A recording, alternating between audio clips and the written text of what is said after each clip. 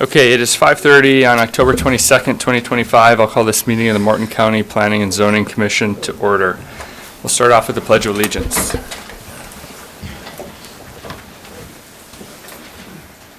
Pledge Allegiance to the flag of the United States of America and to the republic for which it stands, one nation, under God, indivisible, with liberty and justice for all.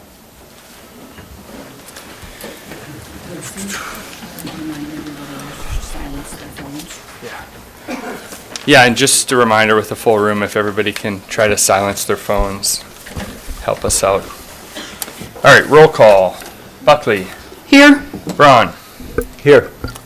Berger is absent. Rohr. Here. Tomac. Here. Wald. Here. Zachmeyer. Yes. L. Here. All right, so everybody is present except Carter. All right, approval of tonight's agenda. Mr. Chairman, I would move that we move item 5 up to number 3, please. Okay. I don't need to move, but that we move it up there. Yeah, just to make sure Yeah. if anybody has to leave early that the board is here for the scheduling discussion. Okay, any other changes? I would move to approve, Mr. Chairman. Second. Motion and a second. All in favor, say aye. Aye.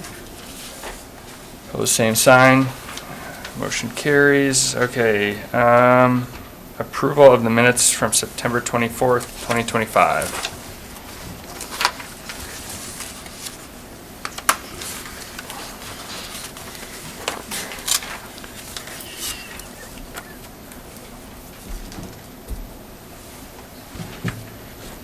Move to approve. Second. Motion and a second. All in favor, say aye. Aye. Opposed, same sign. Motion carries. Item number 1, Natalie. Good evening, Commissioners.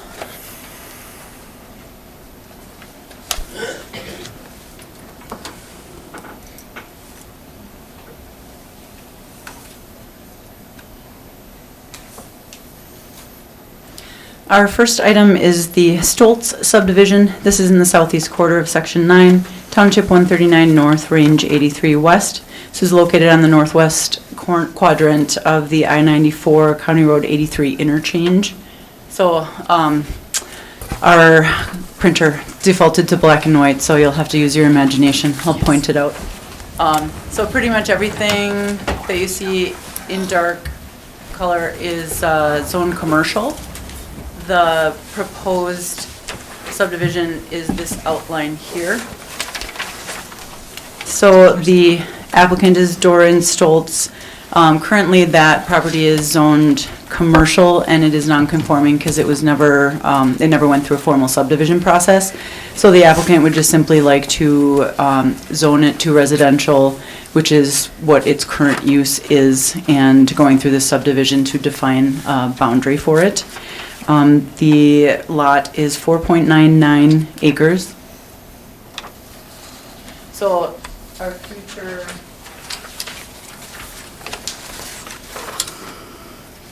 future land use, sorry again, no color.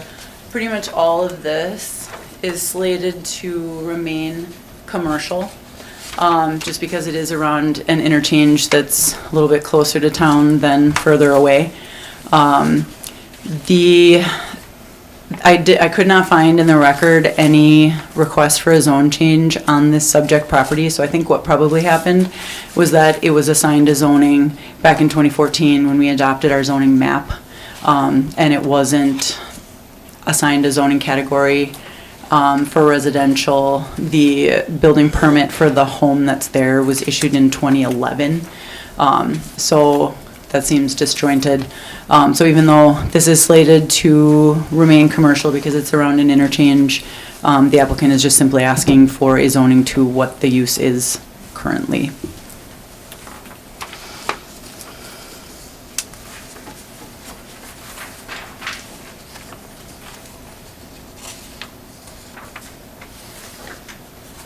So, the corridor that's planned for this, County Road 139A is a 50-foot from center line, but the road was offset from the section line, and so, this plat is dedicating 55 feet instead of 50.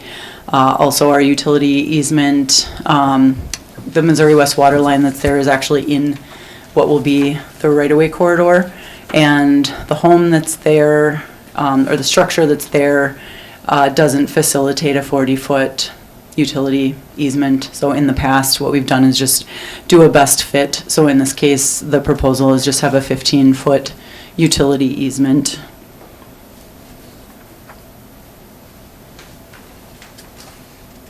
So that's just an image of, it's in your packet, existing residents. The northern border pipeline facility is very close. You know, you can see it across the way. There's a truck going by. The character of this area is definitely industrial, has an industrial tone. If ever commercial development does want to go here, it's pretty clear that it's an interchange. You know, the commercial, we do have it zoned to be commercial, so one lone residential property. I mean, I think anyone who would buy this property would have to know that there's an industrial use already there, and that's kind of the nature of what the interchange is going to be. So staff is recommending an approval to rezone this to residential and approve the subdivision, basically just to conform to, or so to bring the existing use into conformity. And I can take any questions. Any questions for Natalie?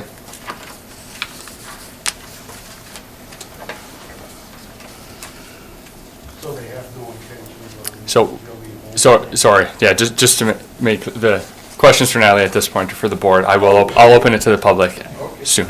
Sorry.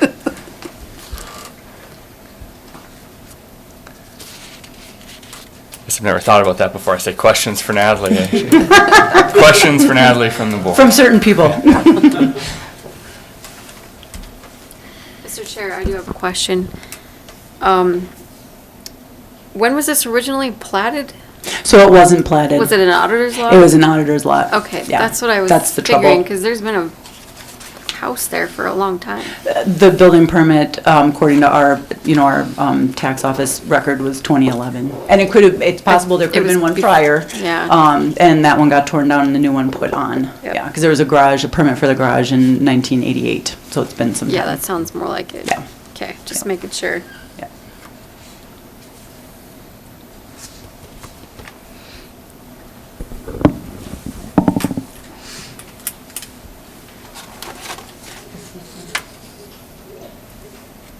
All right, anything else for Natalie?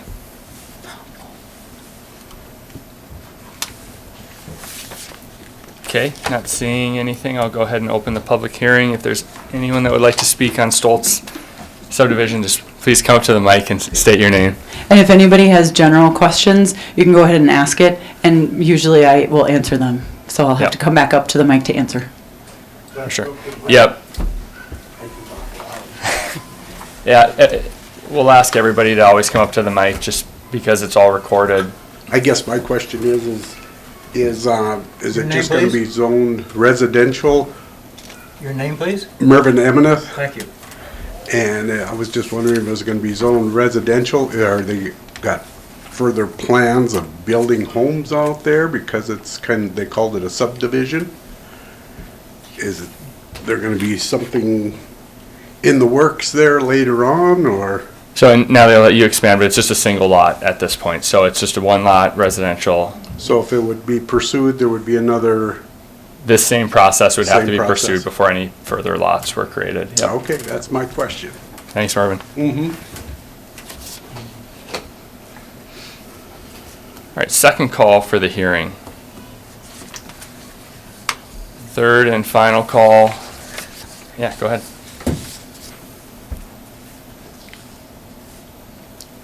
I'm Doran Stoltz, and the property that in question has been used residential for years and years. There's nobody ever interested as far as commercial on it, and it was non-conforming, so we had to do a subdivision anyhow. So There's a house and a garage and a barn on it, so, but there's no plans of building any other houses at all. Thanks, Doran.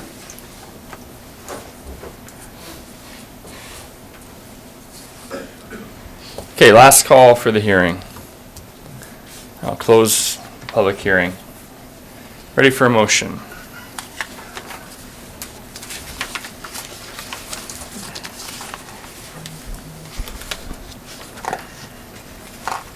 Yep.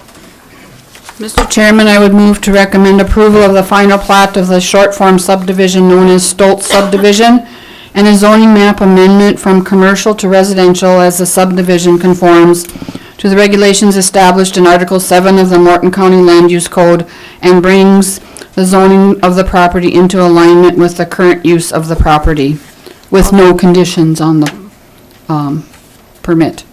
I'll second. Motion and a second. Any discussion? Okay, all in favor say aye. Aye. Opposed, same sign. Motion carries. Item number 2.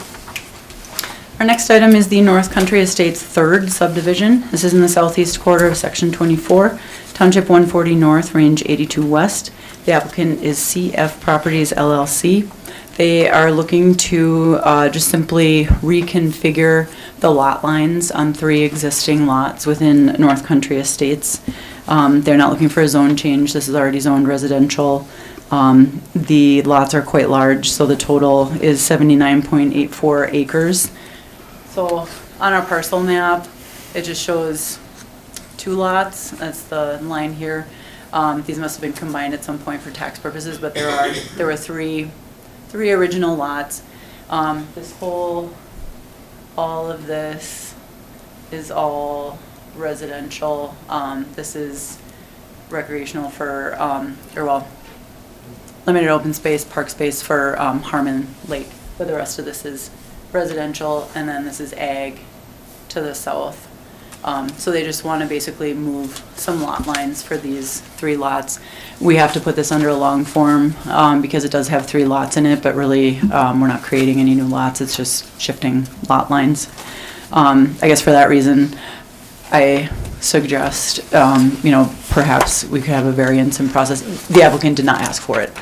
Just from staff's perspective, there's so little to evaluate here. And they have a waiver from the county engineer, no stormwater plan required because it's just shifting lot lines. So if we wanted to call this the last hearing, just something to think about. The subdivision covenants do state there isn't supposed to be any further division of lots. These are the largest lots in the whole subdivision. And again, they're not being split.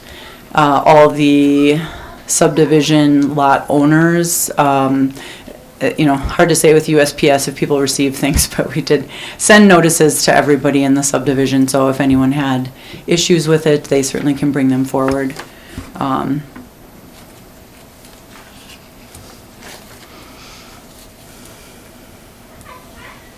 So this is a preliminary plat, 3 lots, again, just moving lot lines around. Staff is recommending approval, and I can take any questions. Any questions for Natalie?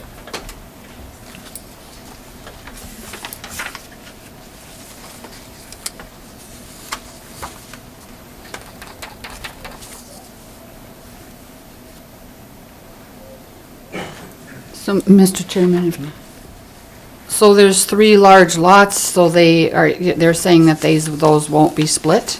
No, in other They words, couldn't be? there are 3 lots that exist. Yes? It's the same square area of land. It's just the lot lines, the divisions between the 3 lots are shifting. Oh, okay. So like, for example,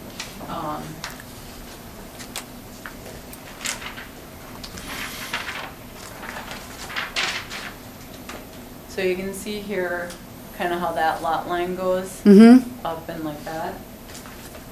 And it's moving over a little bit Okay. and going back there.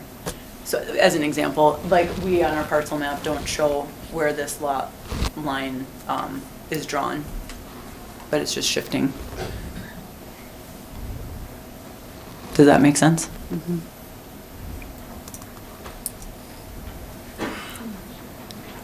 Anything else for Natalie? Okay, I'll go ahead and open the public hearing. If there's anyone that would like to speak, please come up to the podium.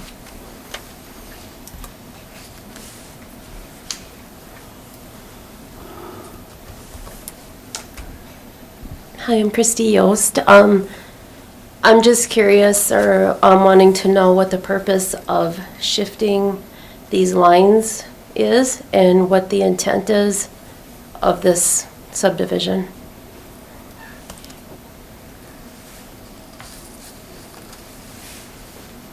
I think the applicant could probably, or applicant's engineer could probably speak to that at that point.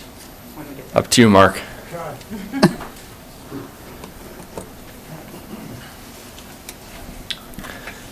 Good evening, Commission. Mark Isaacs with Independent Land Surveying and Engineering.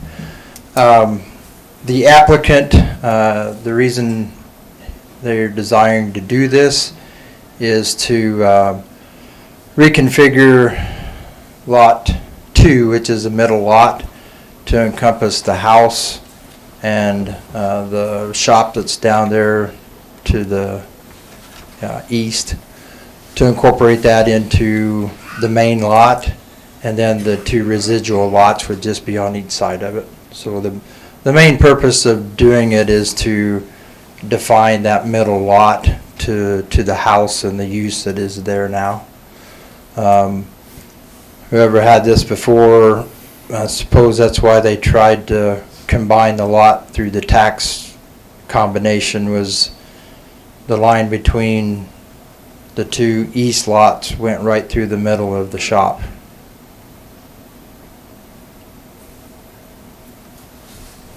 I don't know if that answers Does that your help, question. Christy?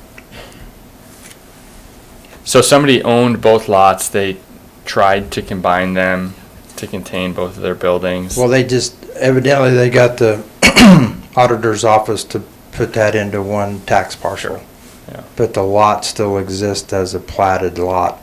So a lot line was bisecting a building. Correct.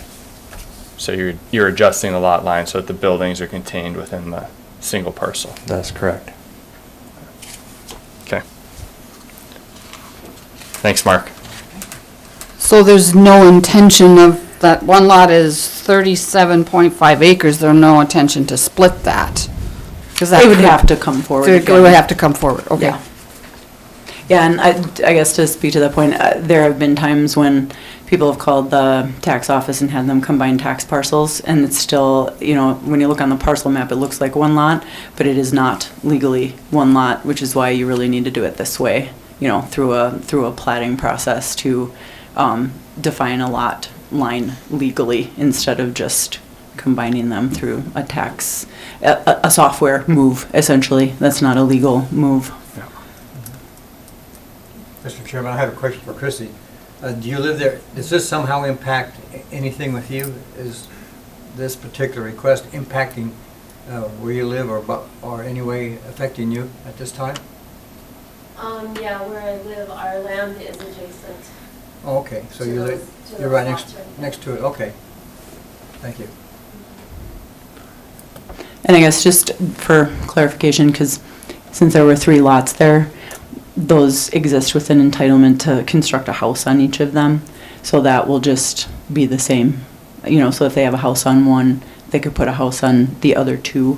And that's no different than it was before. It's just the lot line is moving. Okay, so I'll do second call for the public hearing.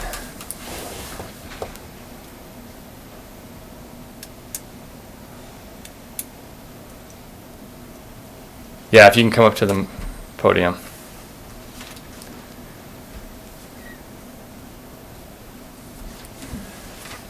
Good evening. My name is Scott Horst. I lived in North Country Estate. I was one of the first houses to be built out there. The newsletter that I received, or the letter from the zoning board, it states here, it says 2 lots converting into 3 lots. She keeps pointing out that there's 2 lots. So my opinion is they're trying to split this, sell more, whatever. But there's also, they've been running cattle in there for years, and they're according to our covenant zoning, they can't. And there's got a lot of new people out there now, so we're gonna start working on getting our board back together and coming up with our covenants board. And I don't know if we can come and present our case to you about our covenants and how it's perceived. But I just wanted to make that statement. If I'm off, please advise me if I'm wrong or not. So I'll let Natalie touch on it. She put the letter together. Yeah, my sincere apologies for that. I was going off of when we're looking at the tax parcels as two, and it actually, that's why it's frustrating, because it'll be combined on the parcel map from tax, because our parcel map comes from tax records, so if they combined them, it looks like one. And then the survey work that was done and just brought to my attention that it is indeed 3 lots sitting there, so that was my error in that letter. And then as far as covenants, so the county doesn't enforce covenants, so it's completely up to neighborhood associations or subdivision, whether it's a homeowners association or just lot owners within a subdivision that pull a board or an association together. It's completely up to those lot owners. The county doesn't have any hand in running those boards. So you don't have to ask permission to form a board. You can just form a board with all of your lot owners. Does that answer the questions? Thanks, Natalie. Okay, third and final call for this hearing. All right, I'll close the hearing. Now that as we get into this discussion, I guess I'll just note, it's my opinion that next time we're looking at the land use code, I do think moving lot lines within an existing subdivision where we aren't rezoning or creating new lots, it'd be my opinion that could be a short form process. For sure. I guess it's, yeah, if you had, it just depends on the circumstances. Our cutoff is 3, and it's like, okay, what if you're moving lot lines where it's a complete replat, or if you're only moving the lot lines on a certain number of lots. Yeah. It's just moving lot lines if it's not rezoning or creating new lots or impacting easements. I don't know that I see why we need to drag that out 2 months. For sure. And we used to have a process where we tried to avoid the subdivision, altogether, and there's reasons why we can't do that, but yeah, we haven't revisited it until this is the first example of where we've had to move lot lines and it turned into a long form, so we can definitely revisit that. Yeah. Thoughts from the board? Mr. Chairman, Yeah. questions? Yeah, go ahead. It'll probably be for Mr. Isaac. This looks really badly gerrymandered. Is there any particular reason why?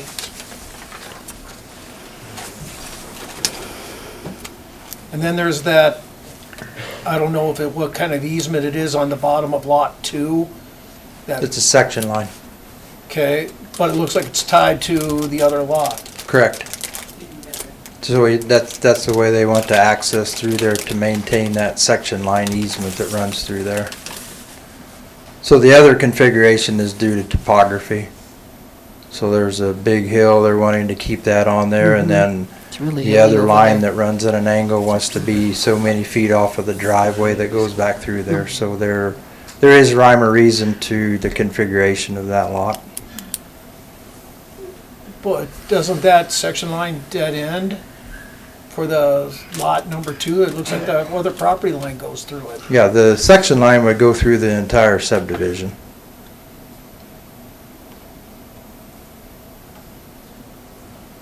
Is that the only way to access the lot on the left? No, you have access to the county road to the north.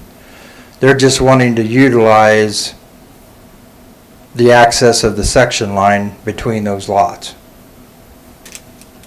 and to retain ownership of that.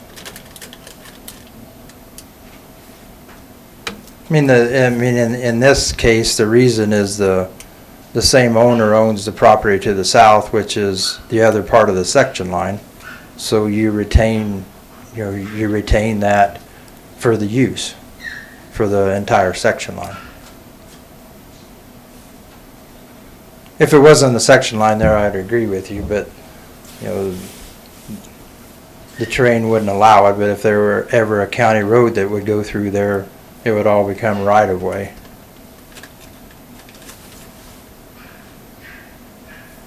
Okay, thank you. Okay, so Mark, there's no intention of putting a road there, No. correct?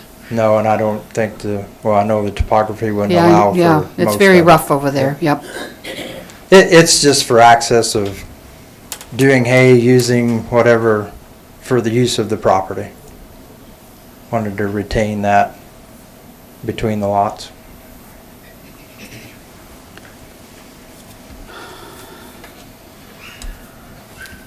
Thanks, Mark. Any other questions or discussion amongst the board?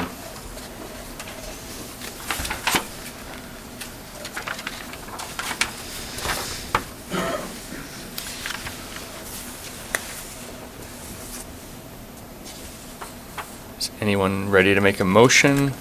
I'll move to recommend approval of the preliminary plot of the long-form subdivision known as North Country Estates Third Subdivision, as the subdivision conforms to regulations established in Article 7 of the Morton County Land Use Code, and the changes in keeping with the established character of the subdivision.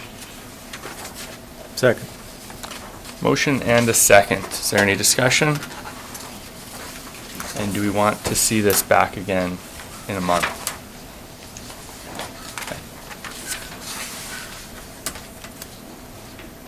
Okay. All in favor, say aye. Aye. Opposed, same sign. Motion carries. Okay, now we get to think about 2026 real quick.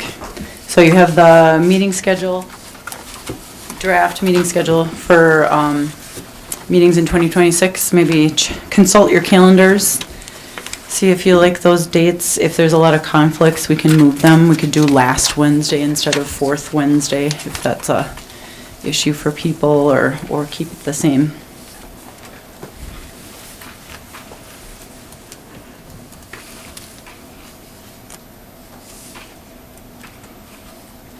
The only one I have the only one I have a problem with is the January meeting, but if I can't make it, I can't be here, so. That's as far as I'm concerned anyway. Okay.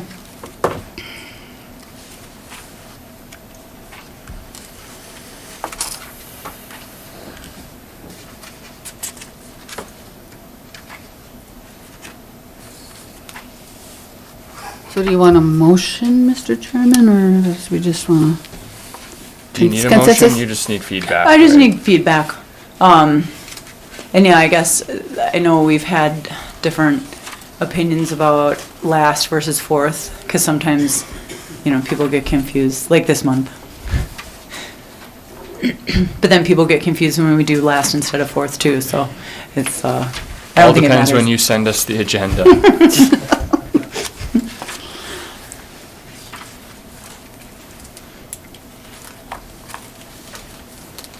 Any comments from the board? Okay, I'm gonna take that to mean that we're good with this. Okay. As presented. All right, we'll roll with it.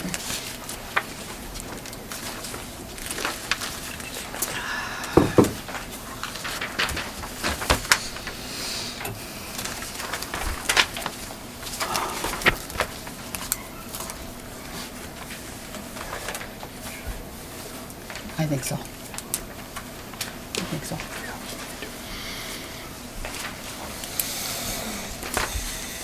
If they want to, they can, you can have them come up again, but. Thank you, I'll give it back. Okay, so our next item is the Longspur Wind Project. This is in, across a lot of townships, Township 140, 89, sections 13, 14, 24. Township 140, 88, sections 1 through 4, 9 through 26, 28 through 33, and 36.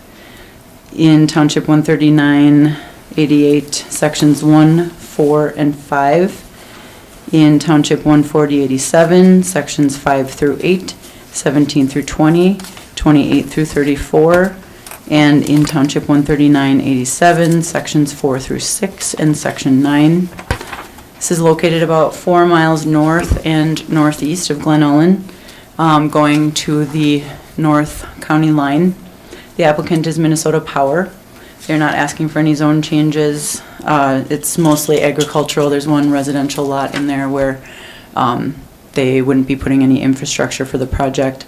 So this covers very roughly 26,000 acres on 151 separate lots or properties. They're looking to develop a wind energy project that has a nameplate capacity of 202.5 megawatts. Looking to locate up to 45 wind turbines with 12 alternate locations. So when we permit, we are permitting the exact locations. So they have the blue, the darker blue locations are primary turbine locations, and then the light blue would be alternates, so that in case, as they do geotechnical and get further along in the project, if there are issues with the primary locations, then they would have 12 alternates that they could use.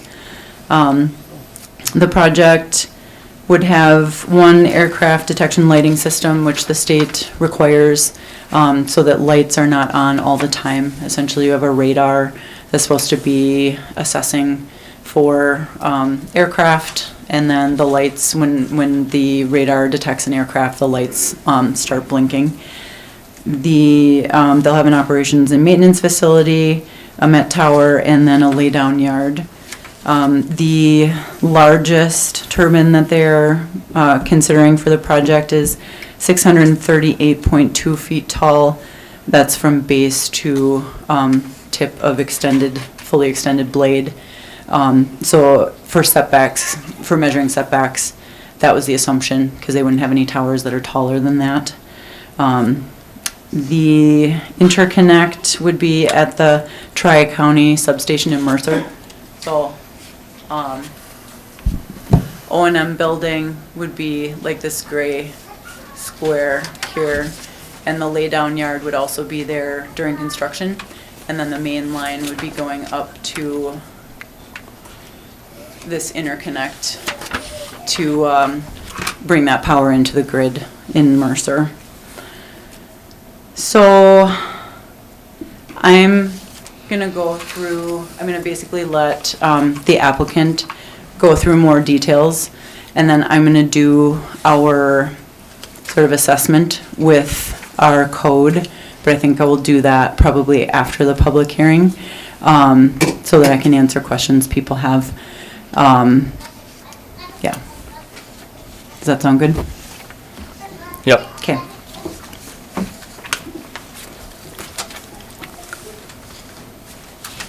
Oh, one thing I want to put up. I'll give you that. We'll probably ask for it again.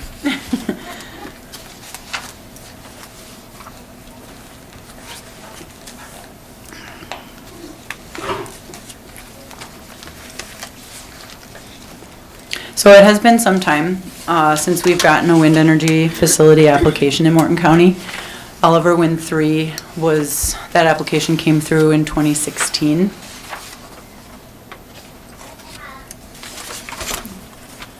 So this is, I have to cut off the bottom because it didn't fit on the page, but essentially this is Morton County. The dark outline, this outline is the county boundary. So some of these turbines are in neighboring counties, but essentially this gives you a look at existing wind turbines, and then this project outline proposed is here. It's hard to see from there. It's in your packet, but there is an outline for what this project would add in terms of turbines to give a sense of what we have and what's being proposed. So Oliver Wind 3 was here. And again, that was the most recently permitted wind energy facility in Morton County. That was 2016. I looked at our minutes. That project, there was not any public comment. at that meeting for that project. So generally, we have just approved wind projects. So I'm kind of going with our, if it's remotely located and there's no real, in terms of infrastructure, issues. It's very close to the interconnect, which is why I think there are so many turbines up there, partly because it's remote, partly because it is easier to connect to the grid. That's why we don't have them down south. So well situated from that extent.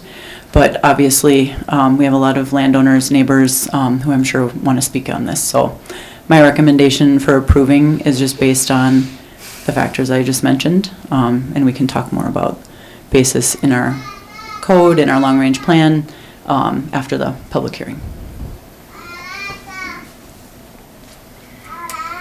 Can I ask her one question? Yeah. Natalie, that map there, okay, so the towers that are on the outside of the one they're proposing for tonight, those aren't Minnesota Power, not necessarily, or they are? So these are not all Minnesota Power. Okay. This is just any wind turbine in Morton County. So this one, this was Sunflower. Bison was up here, and that Okay. was also, I believe, Minnesota Power. Yeah. Glen Ullin Wind Project is, I'm being very broad stroke here, kind of here-ish, I think. And then, or actually, Bison was here. I mean, it's all of them, yeah. Yeah, and then Glen Ullin's over here. Okay. And then that's Oliver. Glen So- Ullin would be higher, right, further north, because aren't we showing those as part of this project? Up here? Some of those? No, it's, Or am I not or, understanding this? sorry, you're right. Yep, it goes all the way over here. Yeah.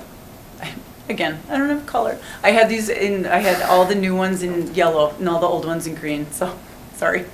Yeah, Glen Ullin's further north. And this project, it goes down, yeah, so it's that. Okay, Yeah, thank you. sorry. Yep. Thanks, Natalie. So prior to opening the public hearing, then we'll let the applicant present on the project.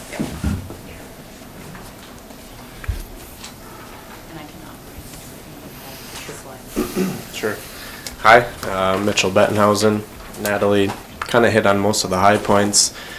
Just since we have this picture up, so basically everything north of the boundary is an elite owned asset. So whether it's Elite Clean Energy and or Minnesota Power, they all fall under the same umbrella.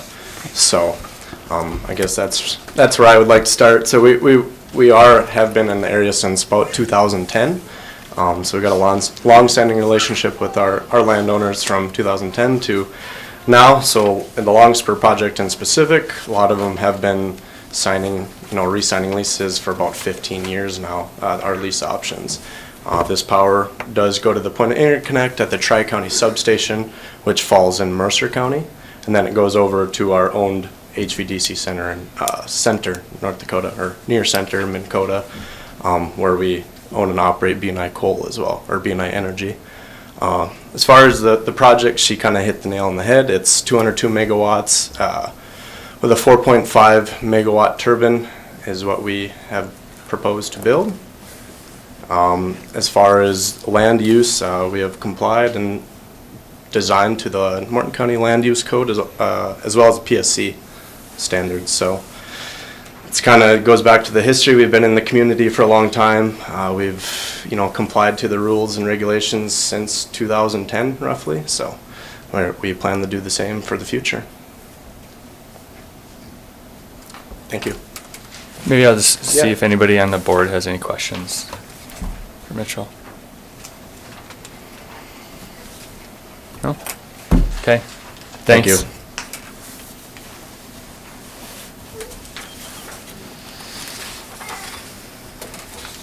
So I think then with that, I will go ahead and open the hearing. I'm going to try to enforce this, but I'm going to ask everybody to keep it to 3 minutes per person, just given the number of potential speakers in the room. So I'll try to time it, as we get close, I'll maybe kind of raise my hand, and let's just try to respect that so that we're not here until midnight. And Mr. Chairman, do you want to have a protocol for online versus in-person? Because I think there were a couple people who I knew were going to speak online, and I told them to just chime in because sometimes we forget about them. Do you want to do in-person and then online? Yeah, let's start in the room. If there's a lull, I'll try to interject so it's not totally, they Right. have to be last. Just so long as they have just a notice. For sure, yeah, sounds and good. remind me if we forget. So with that, I will open the public hearing. Just please state your name, and let's try to keep all comments to being at the podium. We do record these and people watch them back, so comments from the audience can't be heard that way. So feel free to come up.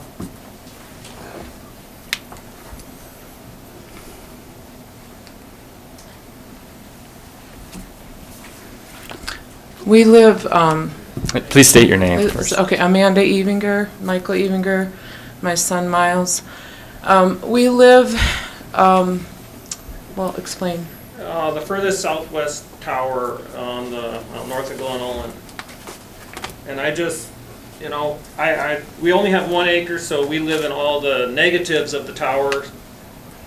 And I think they should be compensated, anybody who lives in those. And I just got if you want to, could you play this on the screen that everybody could see what our house looks like? This is happening all the time. Whenever the towers are spinning, we are dealing with this.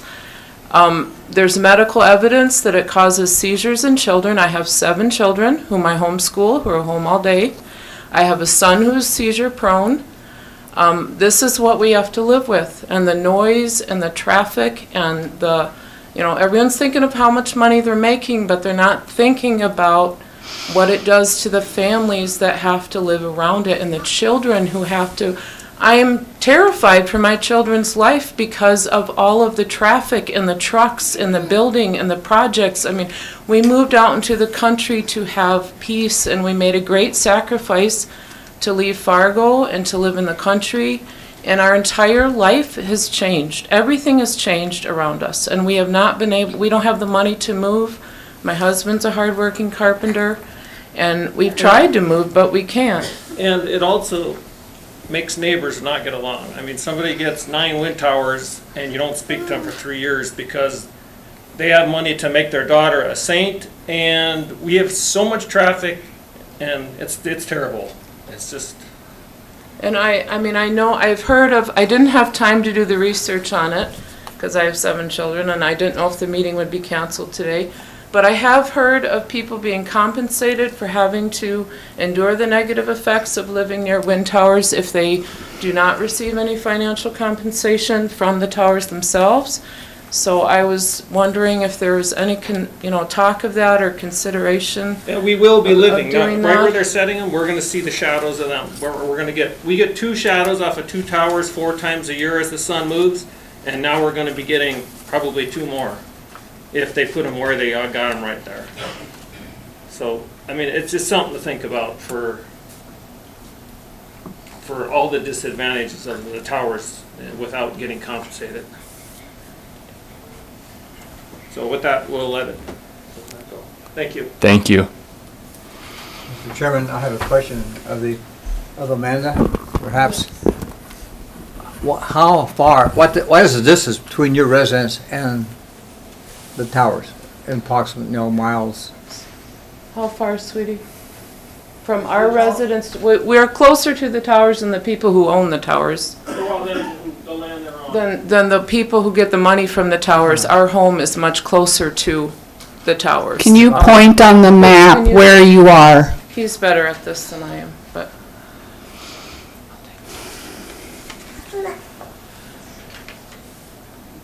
As a point of reference, in terms like quarter mile, half mile. Yeah, right. I think this is a quarter mile. Okay, we're right there in Haymarsh, and we get this tower right here, and there's a tower back here that we get the shadow of. And now we'll most likely get this tower, and we'll get this tower in the fall. So, could they see that? Sorry, Chair. Sorry. Okay, we live right here, and there's this tower right here, and there's a tower up here. We get those shadows 4 times a year, and now we'll be getting this one, and we'll be getting this one, and, you know. But according, And the noise is terrible. When they start icing up our whole house, we're in a valley, and it resonates through our garage, through the house. You know, 40-mile-an-hour winds, you hear it all the time, so.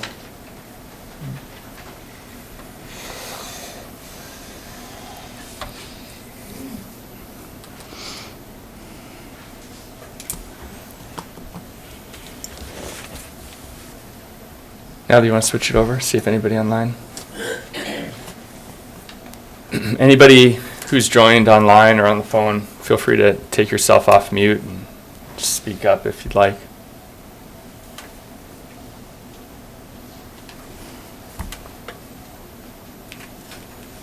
Go ahead, Mary. Thank you, Commissioners. I'm Mary Grainer. I actually live south of Mandan, but I have relatives that live up in the area. First of all, I just have a real question about the efficiency, the amount of money that we spend putting these towers up. Now, I don't have the exact figures, but it's always been used $1 million a piece to put these in place. And they never generate enough income or enough energy to replace that. And a really big question is, if Minnesota wants this energy, then put these towers up in Minnesota. They're an eyesore to our landscape right here in beautiful North Dakota. You know, it's part of that Green New Deal, and I don't agree with the Green New Deal. I think it's there's a lot of things wrong with that, and I don't think we need to cave to that when we know that it's not efficient.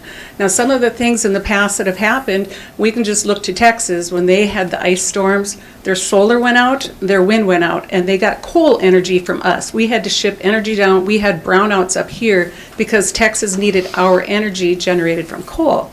Right, I have friends that live up in the Wilton area, and they said that they have absolutely no wildlife in that area. The deer are gone, the coyotes are gone, the turkeys, the pheasants, everything is gone because of the vibration.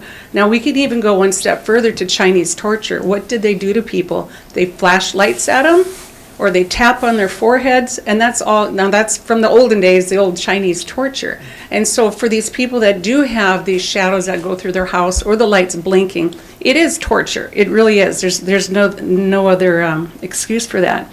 So basically, it's economically inefficient. The wildlife are gone. It leaves a huge carbon footprint. Everyone said, oh gosh, they're so clean. They're not. They have to make these things. They haul these things. They erect these things. The concrete that they pour into the ground and the steel that they put into these, it just doesn't make any financial sense. It's highly expensive, low efficiency, environmental harm. They're unreliable. In fact, I just drove by Hebron today, and the ones on the south side of the interstate, I don't know if they're done. I thought they were done, but they weren't even turning. And I was just up in, 3 days ago, how high were the winds? They shut them down when it's super windy. Well, let me look at my notes here. They have a 15 to 20 year lifespan, and how do we go ahead? You can't recycle them. They bury them in the ground. I've driven by when I've been out in Wyoming. Great big absolute craters in the earth to go ahead and just deposit these. And there's a deposit right on the outskirts of Bismarck as well.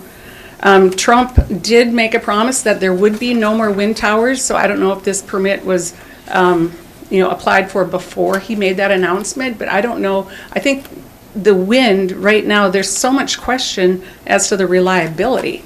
Okay, 3 minutes. All right, and so the one thing I want to leave you with is nuclear energy is on the rise, and they're making these small nuclear plants, and they're going to be next to all these AI data centers that I also don't agree with, but nuclear is where it's at right now. People think of atomic energy like the atomic bomb. That's not what nuclear energy is anymore. So nuclear is clean, it's efficient, and it's reliable, and these are just an eyesore on our community. With that, I'd take any questions. Any questions for Mary? I forgot to mention the birds, the migration paths. It disrupts that. It kills the eagles. And if one eagle is killed when they're fracking, they shut it down. But yet we know there's evidence of a lot of eagles being killed by these existing wind towers. Thank you.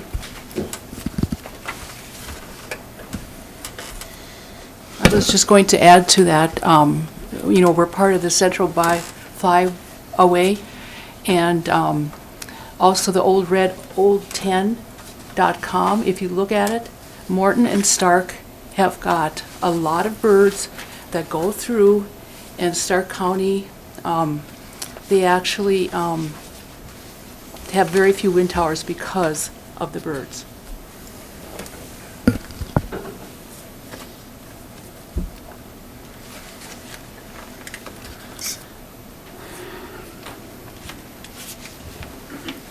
Good evening, committee members. I am not a public speaker, but I'll try to get through this. What is your name? Keith Heatson from Glenholland. And I just want to bring out a few points. 75, 80 years ago, these wind towers came into play, and everybody put one up on a farm. And you had a generator, and you had about 30 batteries in the basement. So the wind would blow and your batteries would get charged. You would come home at night after a day's work and you'd flip a switch. You'd get just enough light to find your lantern. That's as inefficient as those things were then and as inefficient as they are today. The point is we've got to put a stop to this energy thing. We keep saying that it's beneficial for taxes, to schools, to fire departments, policing. Some of that is true. We've had schools, polices, and fire departments long before wind towers. Now they're going to tell you that this needed energy is to supply the demand for data centers. Data centers, to me, in my opinion, are going to fuel this AI thing, which is going to destroy the moral and social backbone of this country. You have the ability to deny this permit, and I ask that you do so. There's just nothing good about raping the landscape of North Dakota. These things are nothing more than a festering cancer on our horizon. And if you can clearly see, I oppose it. And I guess that's all I have to say. Unless anybody has questions. I don't know much, but I have an opinion. Thanks, Keith. Thank you.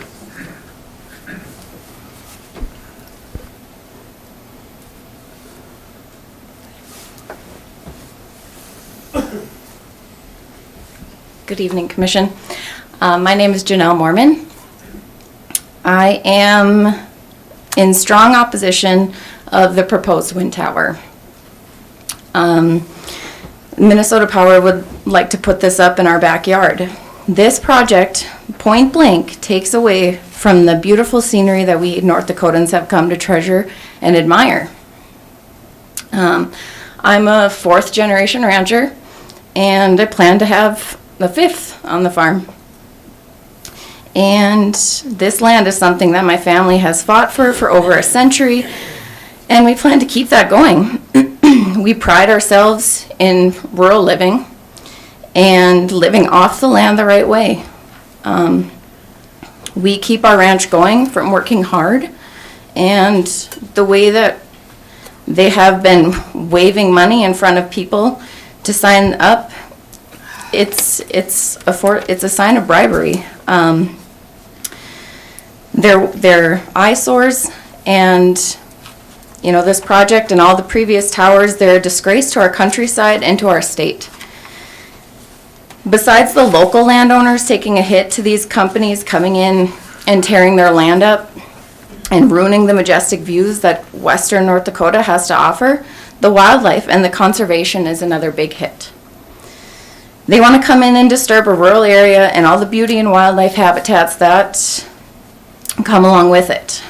This wind tower project has nothing good to offer our area, in my opinion. We are getting tired of constantly fighting and having to defend our land, and just to keep these companies from coming in and telling us what to do and how to do it. My family, we've had enough. We're supposed to be stewards of the land and to take care of it as it was intended to.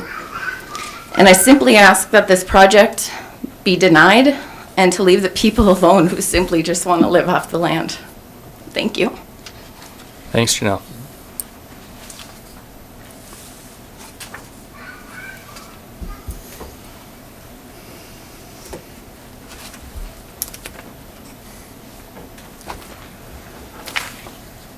Hi, my name is Dawn Shepard. My neighbor Melissa Fries is homesick. Dell is not well, so you get me. The Morton County Land Use Code says that a special use permit for an agricultural zoning district to be used, it should discourage any use which, because of character, size, or location, would create a nuisance for existing rural residents and create a negative environment impact or increase public costs. As you've heard from everybody before me, this project is going to do all of those things. It is a nuisance. It is not in harmony with the Morton County Comprehensive Plan, which states that we place a high value on conserving natural resources and preserving the rural character of Morton County. It is not preserving the rural character. You can tell they've all said that it is not. It is an eyesore, it is sickening, it is disgusting, it is noisy, it is visual pollution, and I know the county needs to strike a balance somehow, but like Amanda, Jill, Dell, and I, Freezes, we've been putting up with these wind towers in our area for 15 years already. In my letter I sent you pictures of what our place used to look like and what it looks like now. And we can see 150 wind towers from our backyard. And we shouldn't have to do that when we're not receiving 1 penny compensation for that, and neither should anybody. And we're not trying to keep people from making money, but they say it's for economic growth. It's not economic growth when taxpayer dollars are being used for this. And Elite had said, and I made a public announcement, that this 45 turbine project is expected to be operational by late 2027 and will qualify for full federal production tax credits. So that's my money that's being used to make our life more miserable by putting them closer to us. We already have 6 wind turbines that are less than 2 miles from our place. We've got 1 that's less than a mile. We've got 15 that are less than 2.5 miles.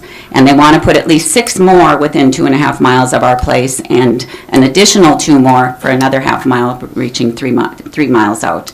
And we can sympathize with Amanda, the first people that spoke, and with Jill. We don't want any more around us. These new ones are 40% taller than the ones that we are currently looking at. The fan blade, the rotor diameter, is 60% larger than the ones that we're currently looking at and living by. The noise is constant. It's just a steady thump, thump, thump, thump, whoosh, whoosh, whoosh, whoosh. The red lights flashing, they say that they're going to have that automatic detector for airplanes. I don't know if they work or not. I sure wouldn't be safe with them if I was in an airplane. And we are in a flight path where we're at. The ones that are near our place, the lights are on constantly. I haven't seen any place in Morton County where the lights are going off. I know one night they did some testing and there was one rollout, but it came back on and they've been on ever since. We have to look at those. We have to look at them in every window in our house when we walk in, except for 2 in the front. And if these new turbines go up where they are planning them, we will be seeing flashing lights to wind turbines through our windows. We will have no sense of living in an agricultural community. The landscape is gone. It's like being in an industrial community, and that's not what a special use permit should be for. There should be a limit on it. It's just not healthy. The gal before me talked about it not being healthy. They have an infrasound with them that they don't hear. And there have been lots of studies done. I mean, I have been studying wind towers and the damages since 2009, and they are very detrimental to your health. And I don't care what the studies in the United States say. You go to South Korea, you go to Japan, you go to Germany, you go to the UK. They are not healthy for you. These infrasounds are noises you cannot hear, and they are more dangerous to you than anything for your circulation, for your heart, for your breathing, for your respiratory. This is why they're detrimental to livestock. And again, like they said, the wildlife is gone. We used to be in the migratory flight path. I see like 2 or 3 flocks of birds go by in the fall now, and they are half a mile south of us. I do not see any deer. We used to have 8 to 10 deer in our front and backyard every morning, every night. I saw 2 deer this summer for 3 days. That's it. We do not have any livestock. There's hardly anything down at Storm Creek Dam, which is about 3/4 of a mile across the field from us. It's detrimental in so many ways, and it is destroying, and it is the ecosystem and the biodiversity in the area. Pollinators are being killed by 1.5 tons of them every year, and it's irreversible, the damage that it's doing. Thank you. In case you couldn't tell, I'm against them. Thanks, Don.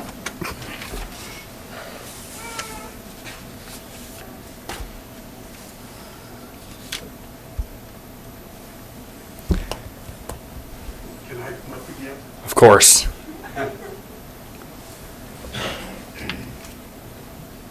I'm Mervyn Emineth.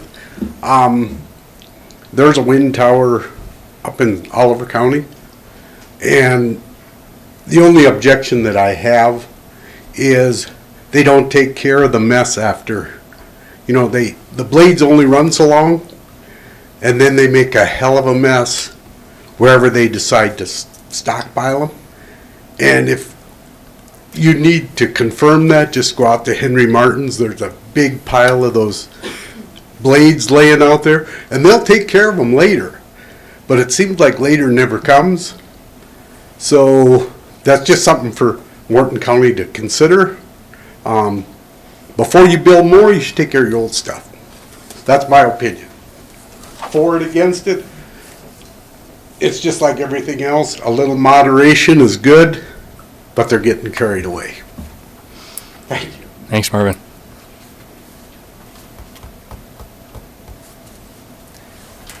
And just a reminder, anybody online or who's joined by phone, just go ahead and unmute and jump in if you'd like to speak.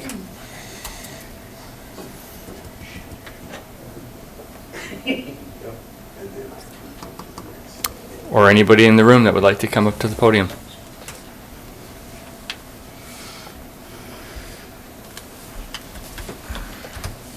Hello, Commission. My name is Bob Hoff. I live adjacent. My land will butt right up against the southern border of this. A lot of it's been already expounded on that, but if Mitchell could answer this question for me about the efficiency in the wintertime when it gets so cold. These have a bunch of oil in them. Okay, they shut them down and then they draw energy off the grid to keep that oil warmed. Now, I got that off the internet, so you know it's got to be true. That's what I'd like to ask him. But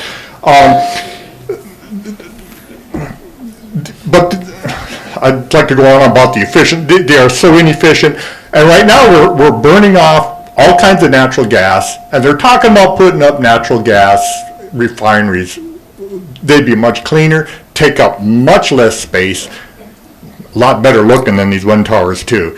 My wife is prone to migraines. These will be the constant motion, and that other family, with that flashing in the house, would set her off on a migraine.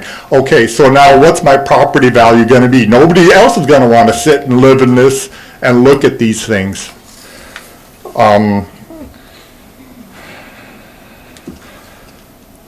That's about all I can think of right now. I had a bunch more.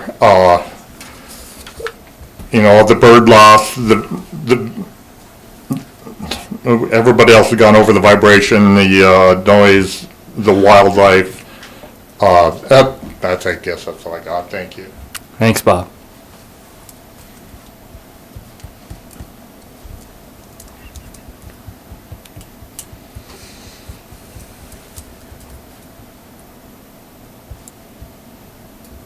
Feel free to come up to the podium.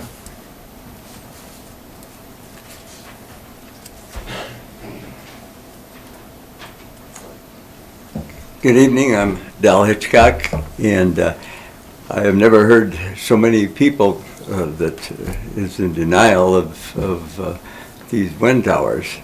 And therefore, the thing about it is, I have said many, many times, the thing about it is that I know the zoning board will listen to the people, and the people, I think, have spoken.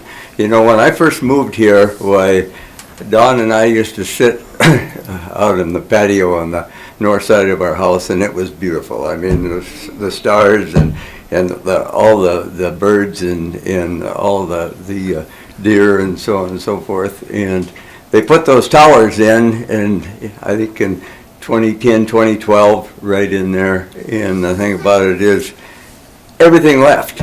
And so the thing about it is, it had to be detrimental to all the birds and the deer and so on and so forth. And the thing about it is, I would think that Morton County and all the people who have talked tonight would be listened to, and therefore I propose that this be denied, this procedure to build any more wind towers in Morton County. And if Morton County doesn't see it that way, at least put a 3-mile setback. Because the thing about it is, when they put those wind towers in on the property north of us, the thing about it is, basically all you see is lights flashing constantly. And I know they say that those lights are going to be regulated by just having airplanes in. But I tell you, the thing about it is, there must be an awful lot of airplanes up there, because I've never seen those lights go out. And I honestly haven't. Now they're going to move wind towers to the south of us. So it doesn't matter where we're at, we're going to see red lights flashing and whoosh, whoosh, whoosh. And we built that place we bought that place for retirement. And the thing about it is, our grandkids come up, we had horses. I mean, the thing about it is, when those lights are flashing, the horses even, take off. And the thing about it is, it's just detrimental to Morton County. And I think this permit should be denied. Thank you. Thanks, Del.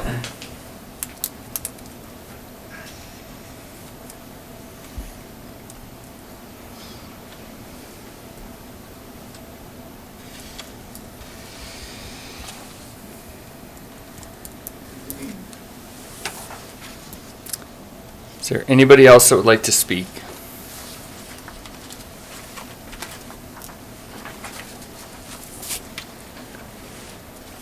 Okay, I'll do second to last call for the hearing. Hey, I'd like to say something if I could. Sorry, can you hear me? Yep, go ahead, Melissa. I'm online. Hi, it's Melissa Freeze. I'm at home tonight, not feeling so hot. I just wanted to say that, yeah, I'm against this project as much as everybody else is. As I'm looking out our window right now, if they do this project where I'm understanding, the field is probably maybe a half a mile from my house. It's basically right out my window here. I would see those blinking lights all the time too, and the noise. And as Del and Don said, those lights don't ever shut off. There's been nights I've sat outside till early morning just enjoying it, and they're always on. So I don't know about that, and you can hear them. So I'm just kind of reiterating what everybody's saying, but I'm against it. They'd be right in our frickin' backyard, and I would be completely surrounded by wind towers at this point, other than to the north a little bit or south where the carbon capture wants to go. But this stuff is just all getting really exhausting. We just want to live out in our country and be left alone. That's all I got to say. Thank you. Thanks, Melissa.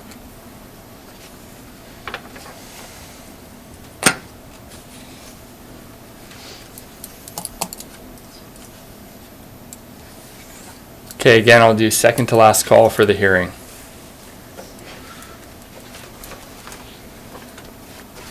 Final call. Oh, is Minnesota Power going to revoke, or what are they going to do? No? All right, and I will close the public hearing. Thoughts from the board?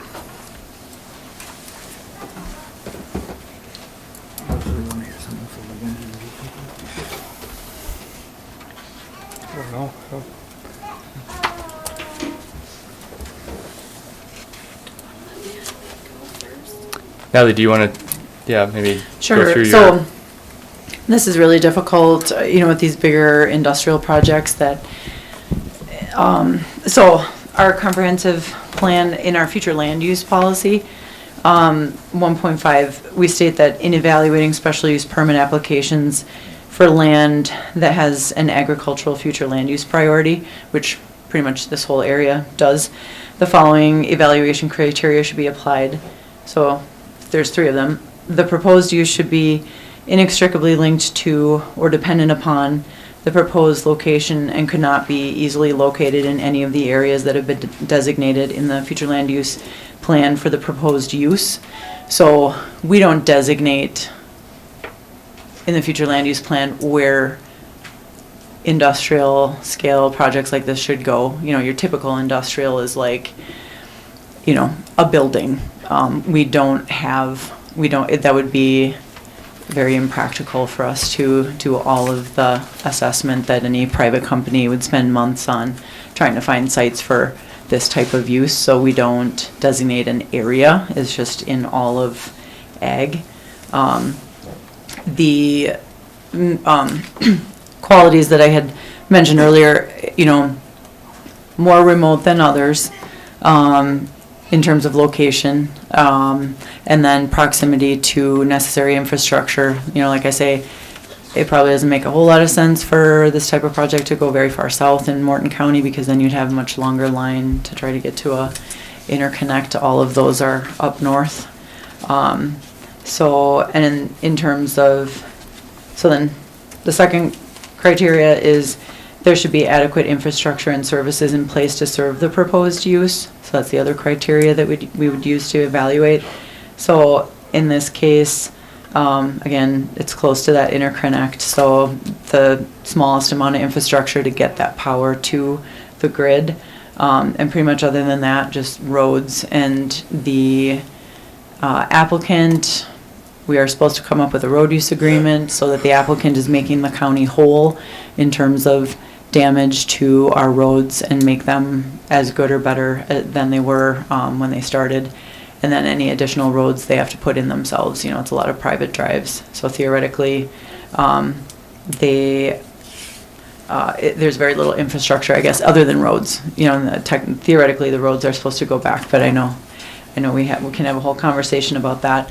And then thirdly, the proposed use should further the goals of the comprehensive plan. And our goals are not geared so much for this type of evaluation of big industrial uses. Like our goal number 1, agricultural and ranch lands are preserved for those uses. That is very much about not letting subdivisions spill out into agricultural land, and be so far from road maintenance, so far from water, that there's a lot that goes into goal 1 that talks about residential subdivisions and really nothing about industrial uses. And then goal number 6, that the economy is diversified and growing.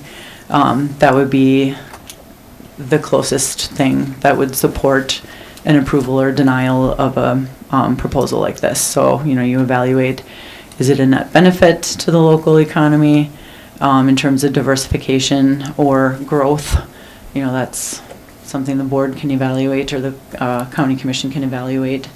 So those are the goals I think that would apply in terms of this project, either supporting or not supporting the goals in the comprehensive plan. So there's that evaluation, and then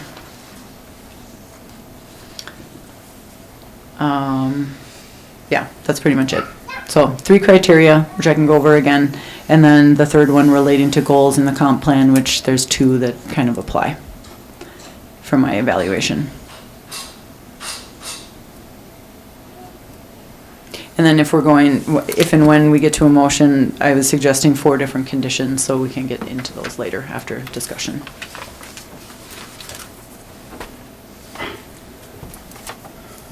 Thanks, Natalie.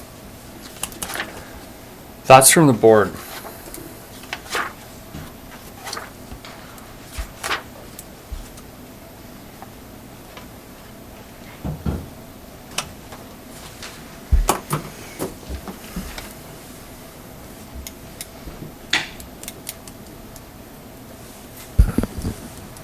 I do have a question. At one time, like the Oliver Wind 2, which is straight north, 25 in that area, and west,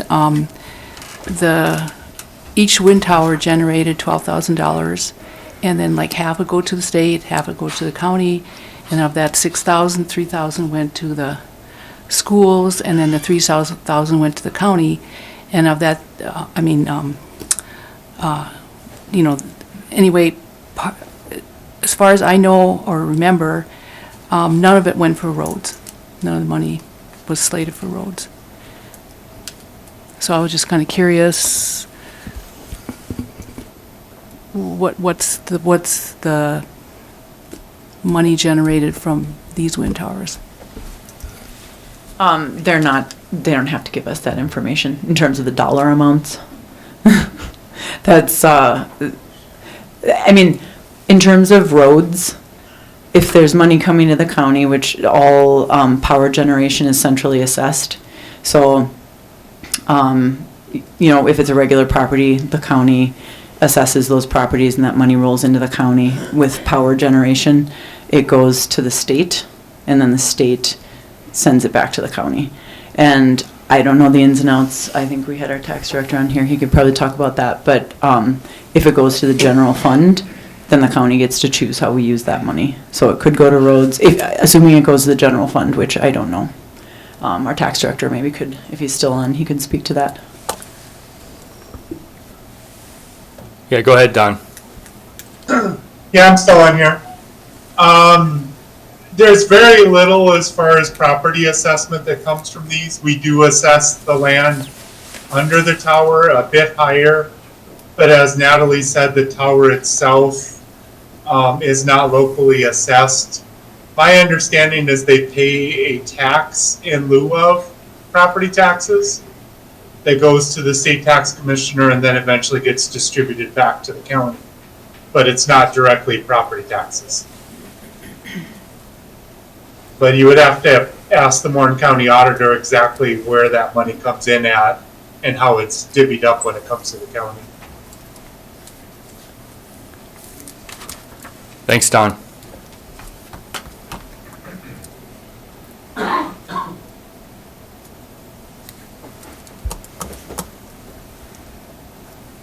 Other thoughts from the board?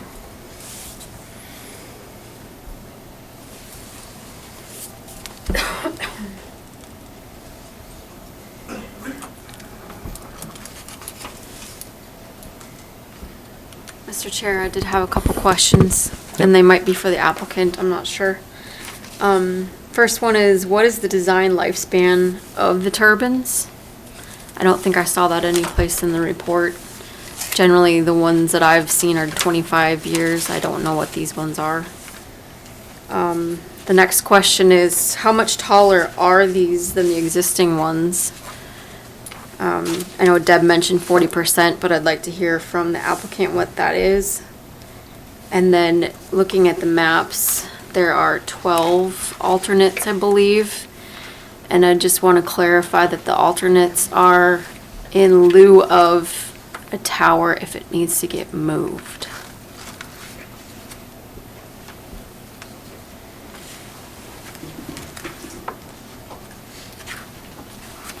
Well, I can try to answer most of that. So yes, the alternates are in place if the tower needs to be moved and or, as we stated earlier, geotech or something, we find soil samples where you can't physically construct there, or environmental impacts, things of that nature. I guess going deeper into it, so we do very extensive environmental studies, migration studies, all of that, which gets very scrutinized at the state level from the PSC. So sound, shadow, all of that, we do very extensively and prior to this. And then I guess I don't remember the other questions, if you want to ask those, please. The first one was, what is the design lifespan of these turbines? Sure, so these specific turbines, we were planning for a 35-year life expectancy. That's how we do our financial modeling, and that's how we plan for these turbines to last. And I know that these are larger in megawatts than the existing ones. Correct. How much taller are they than the existing ones? So they're in the metric system, so 90 meters to 113 meters. Is that 60 some odd feet? Something like that. Without doing the quick math, about 60-ish feet. So Okay. 90 meters to 113 is the difference. Chairman, I guess I'm build on one of those just with a question, not the metric. So the 35-year lifespan. Now, is that the expected lifespan of like the wind farm itself, or is that? I mean, I know you're talking towers. So is the expectation that the tower itself is replaced in 35 years, or I mean, I'm just so we're understanding this. It doesn't mean that this goes away in 35 years. Correct. It's likely that each tower is replaced on average in 35 years. Is that fair? We plan to operate that specific turbine for 35 years. We Right. don't plan to replace it or anything of that nature. Okay. And that's our turbines in the area. That's how we model them as well and plan to run them. Okay. And then, if I can back up and answer the tax question earlier. So I know there was, I can't speak to how much taxes get brought back to the county. I know someone said it goes to the state level, so this project would generate about 35 million in state taxes and about 16 million in sales tax. Like I said, I can't say how much the state sends back. Anything else for Mitch? Thanks. Okay, other thoughts from the board? Yeah, go ahead, Abby. So Maria, too, I think this is a helpful reference point. So the state capitol is 241 feet. I think most people can picture that. So that's, the wind turbine would be 2.6 times that height.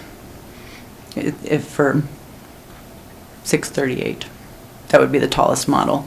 And it's kind of a trade-off, you know, either you can have bigger towers that create more wattage, you know, in themselves and have fewer of them. Yep, I'm aware of all of that, yep. Just wanted it on record. Yeah.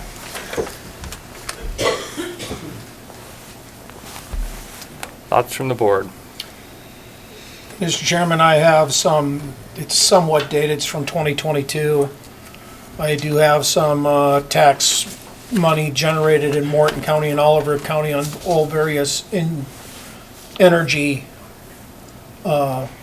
possibilities. In 2022, Auditor Don Roan from Morton County, the Mandan Refinery pays $2.7 million in property taxes to Morton County. The old Heskett Power Plant, which was coal-fired and is now destroyed, that paid $353,000. Wind turbines in the time of 2022 paid $2.1 million. The DAPL pipeline pays $1 million, and all other pipelines intersecting Morton County pays $900,000. The numbers I got from Oliver County in 2022 from Judith Hintz when she was auditor: coal conversion, $153,000, coal severance, $340,000, Minn Kota property tax, $19,000, BNI property tax, $70,000, Oliver Wind 1, a NextEra property tax, $176,000, Oliver 3, NextEra, $10,000, Minnesota Power generating tax for wind, $1.2 million. And then she talked about an Oliver transmission tax, which didn't apply to Morton County. But Elite Energy, Minnesota Power, $14,000, Basin Electric, $22,000, Great River Energy, $5,000, Minn Kota Power, $17,000, Morgrant Sioux, $3,729, Oliver Wind, $800, Rough Rider Electric, $3,700, and Square Butte, $1,200. And then a total electronic transmission tax of $67,800. So that's what it was in 2022. I do not have any updates on what it would be now. But with midterms coming up in 2026, I'm sure that that information will be readily available again. Thanks, Andy. And then, Mr. Chairman, if I may. Yeah. Okay, county has no authority. It's about compensation to surrounding landowners. The county has no authority to order any developer or power company to pay compensation to the surrounding landowners. There's never been a state law or a court decision brought to this board or to the county commission saying that the county has the authority to order compensation for any negative effects for any project, to include wind turbines. The Green New Deal, I don't have to like it, but it's there. There needs to be evidence that this project is violating that Green New Deal to some way, shape, or form. But the county has no authority to approve or deny based on the Green New Deal set by the federal government. And I get President Trump doesn't like it, but Governor Burgum is now our Interior Secretary. There's been no press conferences by him telling the president to change the Green New Deal. And then at a meeting with Ed Commissioner Goering out in Hebron about carbon capture, he made it pretty specific. They would listen to a county reason for rejecting something, but it is no way pending on the Industrial Commission or the Public Service Commission. That the reason has to be overwhelming and compelling for a county reason to deny that the Public Service Commission or Industrial Commission, regardless of what it is, would not override a county decision. Wind turbines, yeah, they destroy the views, and I did ask that from wind turbines people, especially when they presented Morton County an award for supporting wind turbines and wind turbine development. I asked, when is enough going to be enough? Nobody wants to look at wind turbines every time they crest a hill. Then there's more. You crest the next hill, more. Crest the next hill, still more. Maybe around the bend or around a curve, more. And sooner or later, when is too many enough? And that's probably going to have to be a legislative question. There's been nothing brought forward that the county can finally say we are inundated and we've had enough. And then finally, wind turbines have been in Morton County for some time now. During that entire time, no one has ever come to a county commission meeting, never brought forward any evidence, never ever appeared at tax equalization or brought forward an abatement showing that wind turbines or any other project has devalued their property. There's been a lot of other reasons for abatements, but not a one for that there was a residential development, an industrial development, commercial development, energy development.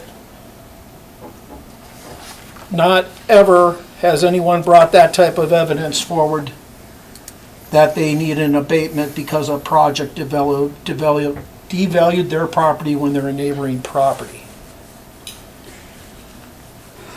Not saying it doesn't happen. What I am saying is nobody's ever made that argument. Nobody's ever brought forward that evidence. No one's ever filed an abatement based on a neighboring project on a neighboring property of any type, ever, in the almost 20 years I've been on the county commission.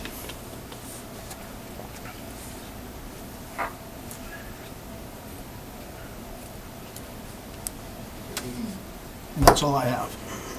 Thanks, Andy.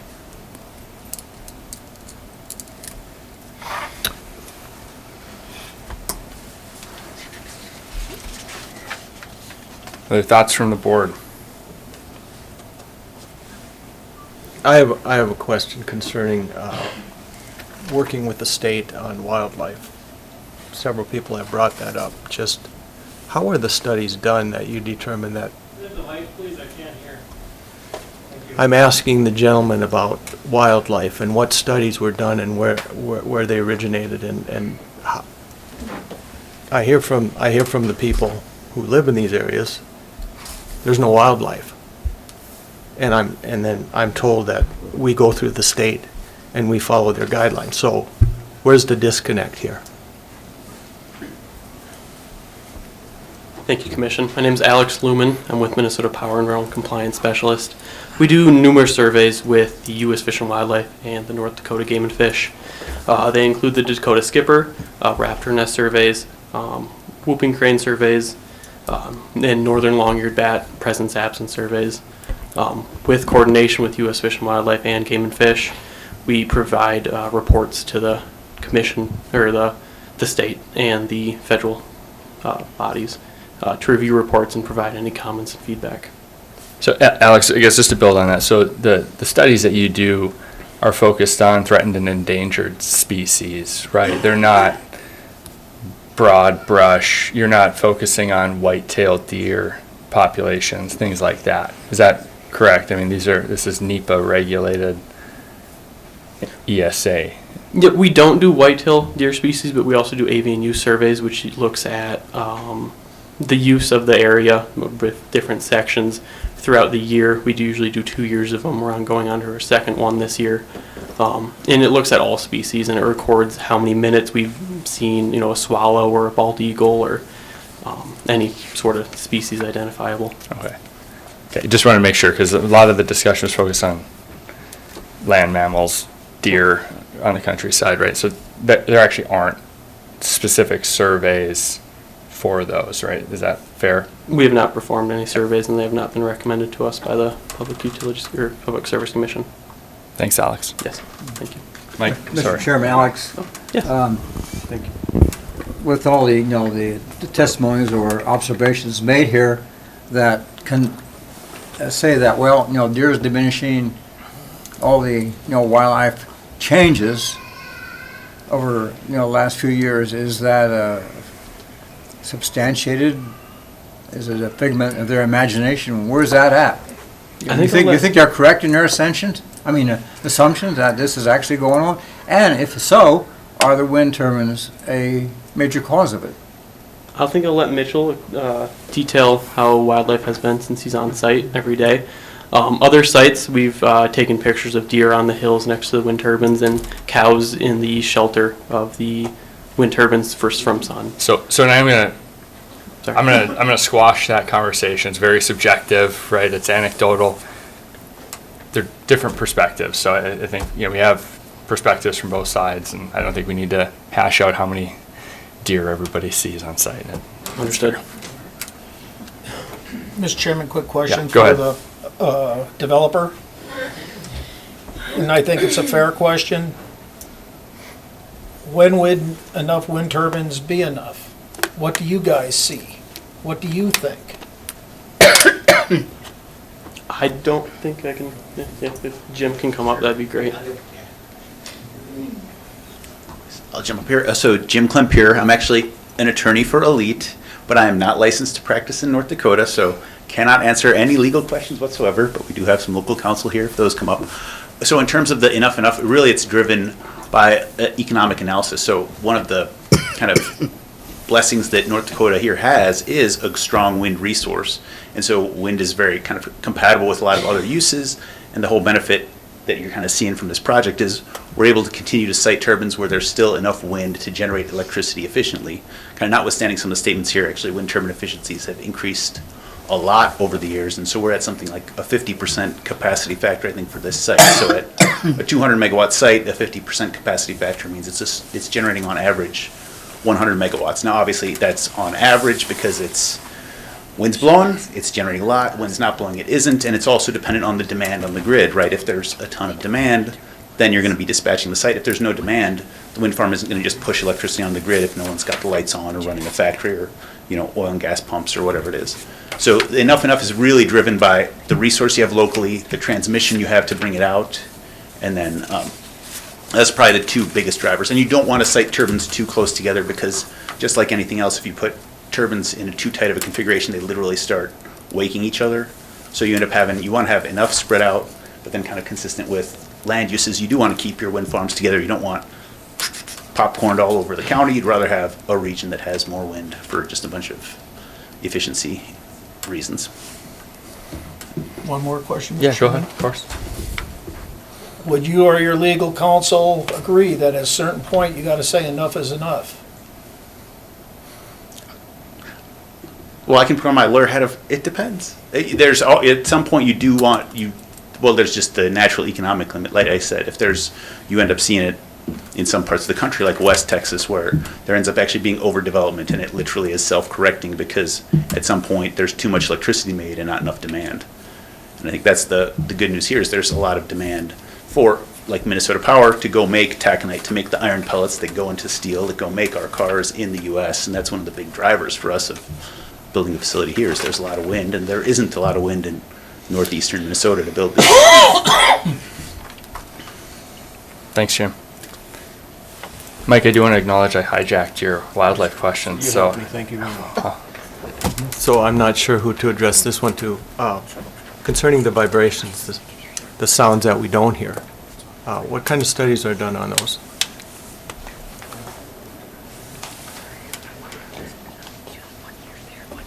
I guess I'll take it only because I've had a decent amount of experience in permitting wind farms across the country. So infrasound is the best analogy I have, kind of listening to the sound experts at various hearings like this, is yes, there have been studies that infrasound is damaging, and infrasound is that kind of vibration that you don't necessarily hear but feel. For the most part, those are the studies that looked at something like a Saturn V rocket, so being within, less than a mile when the Saturn V rocket was taking off was harmful to folks. But we're talking one of the largest, most powerful machines made by humans, and the amount of infrasound that put off. So that was the kind of context where I've seen infrasound be a concern for human health. Beyond that, I defer to kind of experts in terms of studying it, but I don't see any, I've seen nothing in terms of wind farms themselves having infrasound health concerns. So the study they did was a very, very profound, huge equipment that would create an issue. But where's the study concerning towers a mile away or several miles away over an extended period? So you just have the sound monitoring. So there are sound requirements in terms of how you site and lay out the turbines and what the sound levels are. And you do have to kind of model both what the turbine sounds like and then what the terrain around it makes that sound. And I don't know how it works in, maybe I can hand over to Casey in terms of what the North Dakota Public Service Commission requirements are on that, because that's outside of my depth.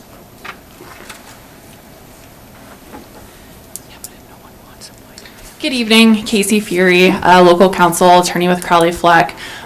So as part of the state permitting process, they have a number of administrative rules that govern wind facilities. So one of them is with respect to sound. And so the state sound limit is 45 dBA at 100 feet of an occupied residence or business. And so applicants then will run worst case modeling scenarios and submit those to the PSC, and they have to demonstrate compliance unless they've otherwise received a waiver from that affected receptor, we call it.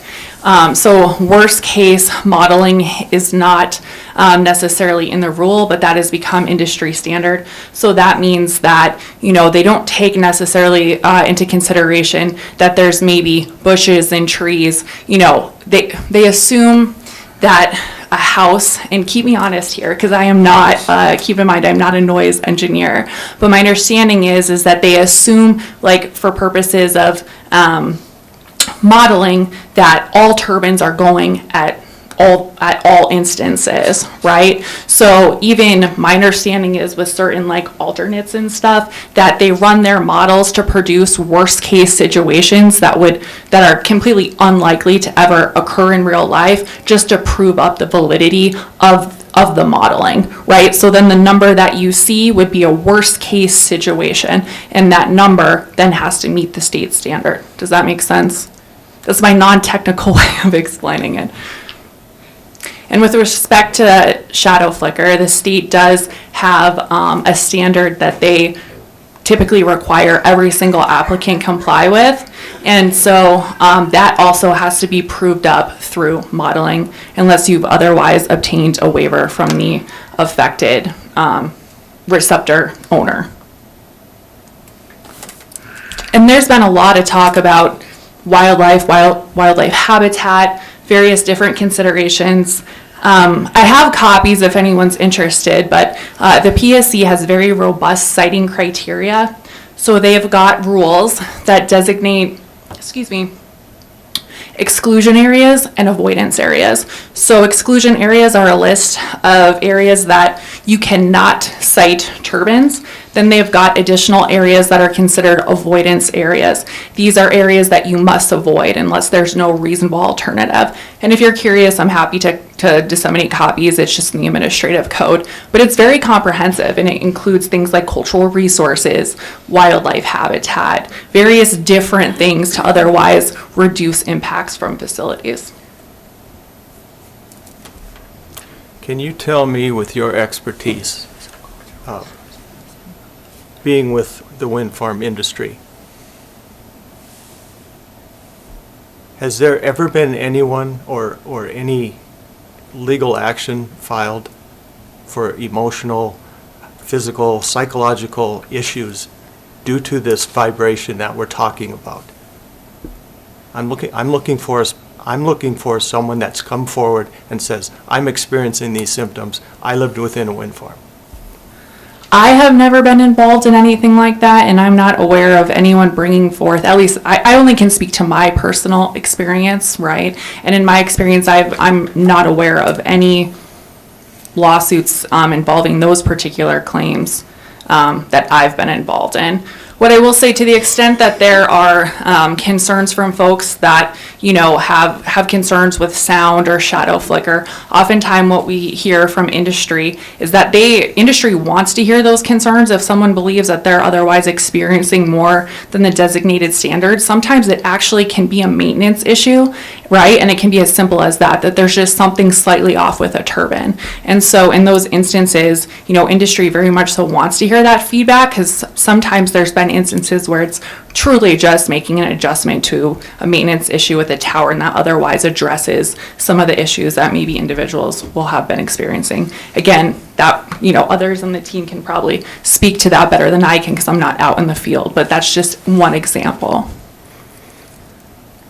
Additionally, the state, not to just throw this information on you, but to the extent that folks have concerns about that, the state is a resource, right, and does kind of facilitate with entities. And to the extent that individuals have specific concerns regarding sound, shadow flicker, different things that are occurring with a wind facility, they oftentimes will act like a liaison between the landowner that may have a particular grievance and the company. There's different mechanisms too that the state has, different tools in their toolbox to ensure compliance.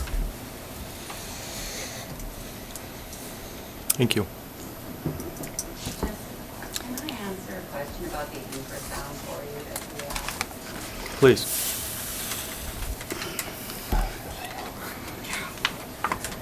Really brief, Don. Yeah. The infrasound is what you get when the blade, every time the blade passes by the tower. It makes a vibration, and that goes down underground. A German study just came out recently that said that vibration can travel 12 miles. Underground, through buildings, through walls, through everything. You won't know it. It's less than 20 hertz loud, and it's just a vibration. But it can travel 12 miles. That's what infrasound is. And it affects livestock, it affects humans, it affects all kinds of animals. As would seem to indicate why some of the wildlife is moving away from. Thank you, Don. Thanks, Don.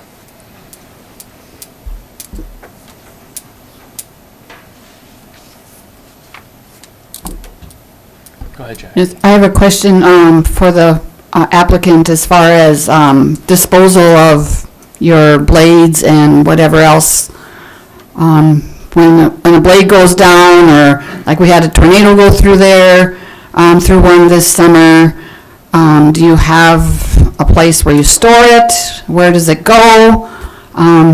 Like there was an example that they're just sitting out there on the prairie, so I guess I was wondering what your plan was with them. Maybe not the perfect person to answer it, but I'll take it. In terms of, so for any kind of wind turbine blades generally could be like ordinary, so there's nothing special, they're fiberglass, essentially like ordinary waste. So for like a single blade or that kind of failure, often that will just end up in the municipal dump. So if you had like a single damaged turbine blade, that's often the outcome. kind of the modern solution is there've been several techniques of how to kind of recycle those blades. So one of the things we're working on for a different Elite family, Elite Clean Energy, one of the other subsidiaries that I represent, we're going to be repowering a wind farm that's over 30 years old in Iowa, or plan to be doing it hopefully soon.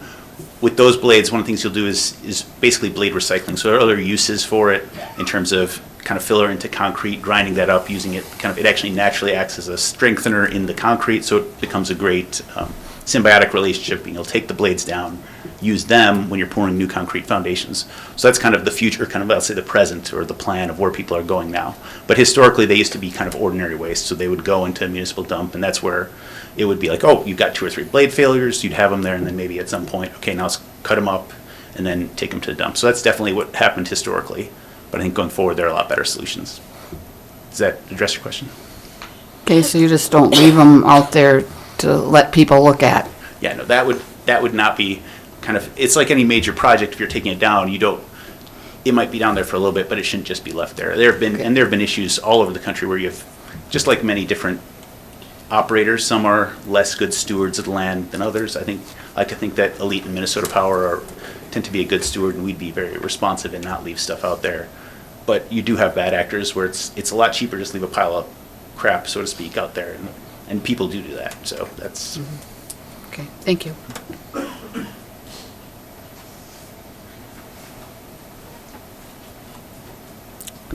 Mr. Chair, I do have another question for the applicant. Does Minnesota Power have an alternate site for this particular project? I know that when I was doing this in a past life, we sometimes had alternate sites. So I'm wondering if this is the site or if you have another idea at all.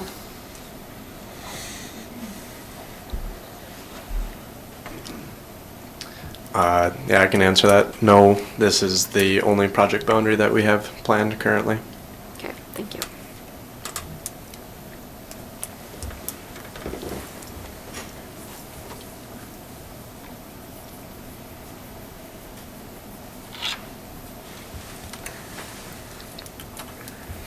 And I do have 2 questions probably for Natalie, I think. Sure, go ahead. So Natalie, you mentioned the road use agreement that has yet to be drafted. Right, and that's typical, that we just say it's a requirement and it has to meet the satisfaction of the county engineer. Okay. And then my second one is, can you walk through what the next steps are after this? Like, when does the PSC review? Mm-hmm. Right, so when we're looking at energy transmission, the PSC can override local decisions, and so we don't have a permitting process for transmission lines, but the PSC does have to respect siting for energy conversion facility. So they want to see our decision for siting first, and then the applicant can go to the PSC at any point. Sometimes, like I think Oliver Wind 3, they were doing concurrent, so they started, because the PSC application takes so long, or can take so long, they applied for the PSC application and the county at the same time, but they knew that by the time they get further along in the PSC application, we would have probably had our decision, which we did. So, it's up to the applicant. They could apply to the PSC before they applied to us, but the PSC is going to want to see the local siting permission. So there's that, and then, once the PSC process happens, so the environmental, the cultural resources, those feed into the PSC process. The PSC is going to review those elements. If there's a SWIP, if there's stormwater that needs to be done, that's going to go to the state. That'd be just at any point prior to construction. And I think you probably know this, I'm just, going through for everybody. And so, and then, the applicant, it's up to them when they want to do their geotechnical. I think a lot of it's kind of chicken and egg. It's like you want to know if you're getting permission before you put the money into doing more detailed, site evaluation. And then Yeah, and so the road use agreement, that can happen at any point prior to construction. It's up to the county, and it does have to meet our, whatever the county engineer wants. So the applicant's kind of having to submit to, what we want to put in that agreement. If that's the condition that's on the permit, which is what I do have in our list of conditions. And so theoretically, with any project like this, where they're going to be using county roads, it's going to be very impactful on the road. They're supposed to leave the road in as good or better condition as they found it. And we have we document condition of the road, drive it, videotape, or, record condition, make, and, potentially if that's a lot of road, I don't think we have contracted that out. I think that's just been county staff historically. Not that we couldn't, but yeah, is there more? No, Okay. I just wanted you to talk through it a little bit so Yeah. everybody else can be aware understand of the process. process. Yeah.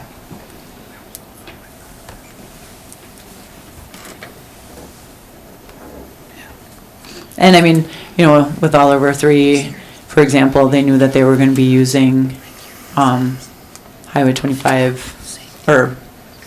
83 a lot, and they had even talked about hard surfacing that, which they decided against, and I know you're very well aware, but that depends on, if you want to spend money on the front side or the back side, but definitely something that the road commission and the county engineer have to evaluate and make sure that they have an agreement that they're happy with. Mr. Chairman, I would agree with Natalie, that's what will happen. I serve on the road commission as well. And so we'll look at the road, like you said, we'll video it before, we'll look at it afterwards, and we want it in as good or better than when before the project started. And maintaining it during construction. Yes. Yeah.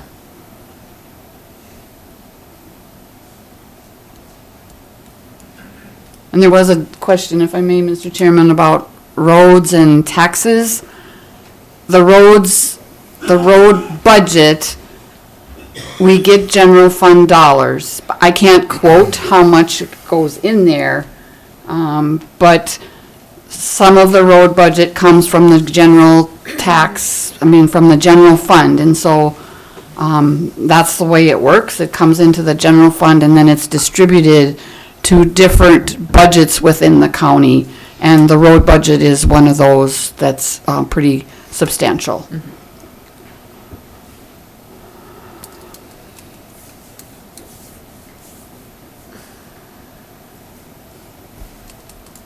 Other thoughts from the board?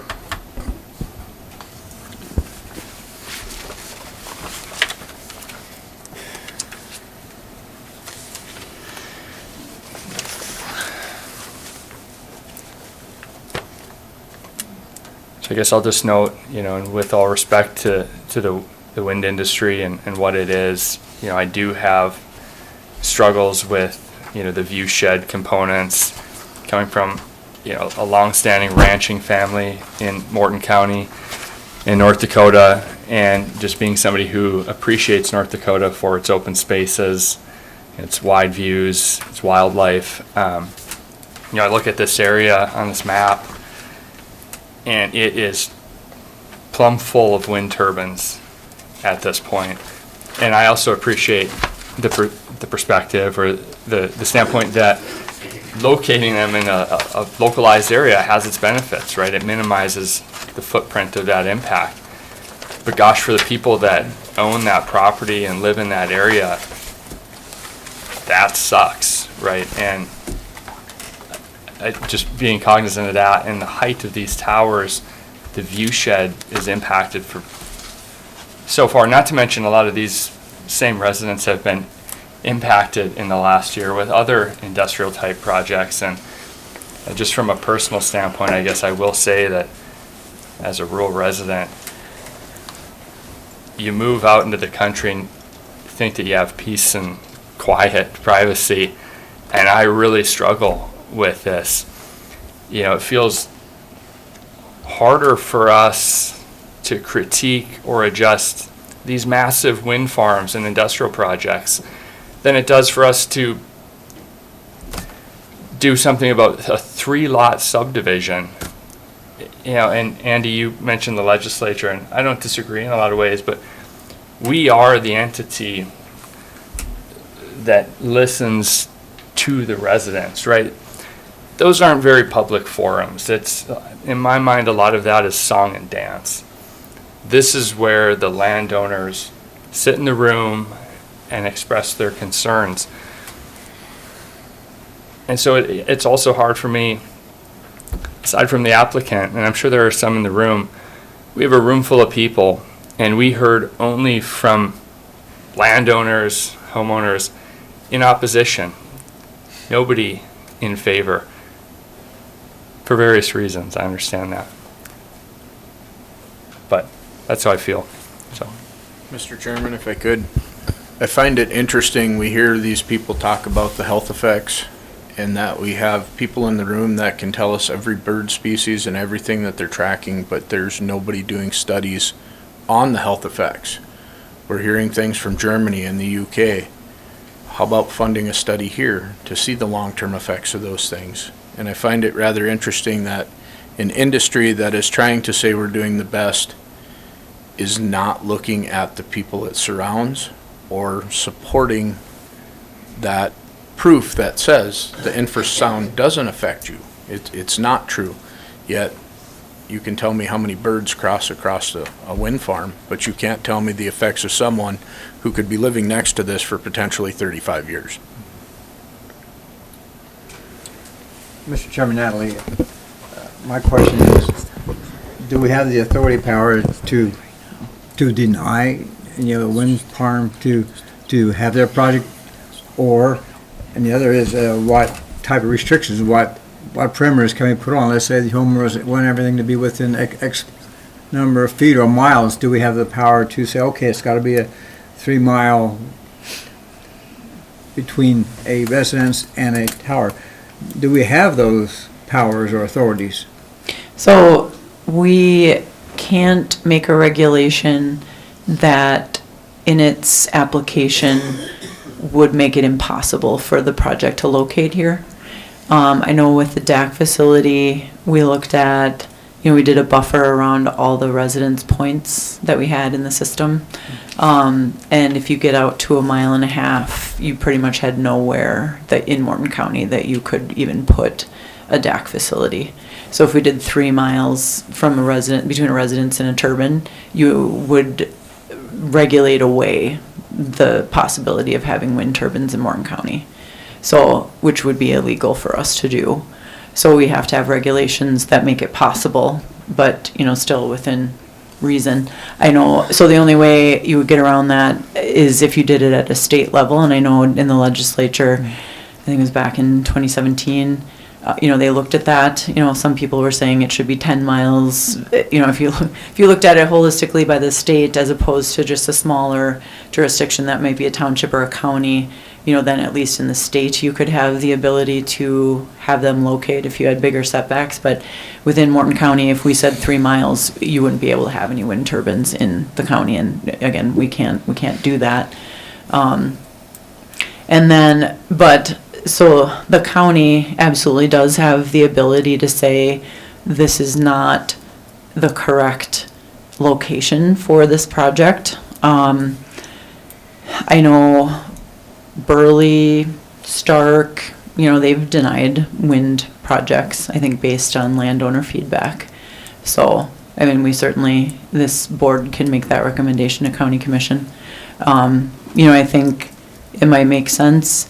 The next thing we're going to talk about is solar and, our ordinance. And in there we look at maximum, a ceiling for how much solar could go in Morton County. We're operating off of a specific use standards for wind that are quite old, relatively speaking. It's pretty short. We could stand to update that. And then the county could come up with a threshold for how much wind is too much. That's why I put this back up here. So, there's two other wind projects that have been in the works for years. They're working, and I'm gonna like very, very broad brush, but, you know, one roughly in here, and then, or sorry, probably more so, kind of up in here, and then one all through, I mean, that's a big, but I mean, two more coming online that are gonna fill in those spaces, with probably a similar size to this. So to think about coming online in the next, you know, at least an application probably in the next couple of years to 3 years. Hard to say because they've delayed. But we could, you know, we could update our ordinance and say, okay, we're gonna take X more megawatts of wind and then that's gonna be enough for Morton County. We could do that, just we don't have that on the books right now. Yeah. But it was difficult though, with this situation because of the fact that there are wind farms or windmills up there in that area right now to say, okay, well, this is not the good location. Right. I mean, yeah, that'd be a little contradiction. I think that'd be a little bit arbitrary, Yeah. I guess. Yeah, and I don't know. I mean, aside from these two also, I mean, further down, and then they're just gonna have to, make a longer transmission line to get up to an interconnect, you know. Because one of the emails I got, you know, looked at, well, let's put a 3-mile limit on it, and of course you say that would not be, that'd be too arbitrary. Well, it wouldn't be, then you'd have buffers that cover literally all of Morton County. Mm-hmm. Yeah. Oh, okay, thank you.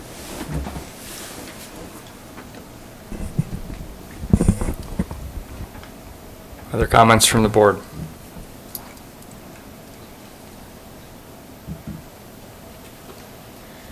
Mr. Chair, I usually don't do this, but I agree with you in your statement earlier. Like, I struggle with this because of all the negative feedback we had on this particular project. The height of the towers, that in itself they're huge, over 4 megawatts apiece. Those are huge towers. And I don't think that, you know, you can't really see the difference unless you're actually standing out there and looking at them. The other thing heartburn I have with this is I live next to a wind farm, so I experience a lot of these things myself. And it's hard to just drive out of my yard and see 5 wind turbines as I'm leaving my yard. The other problem I have is nothing against Minnesota Power, but the power generated from this project goes to a DC line. That is a direct current line that goes directly to Minneapolis. There are not very many taps off of that line, so it won't get it gets distributed in Minnesota. So although there are tax benefits here, the power benefit doesn't stay here.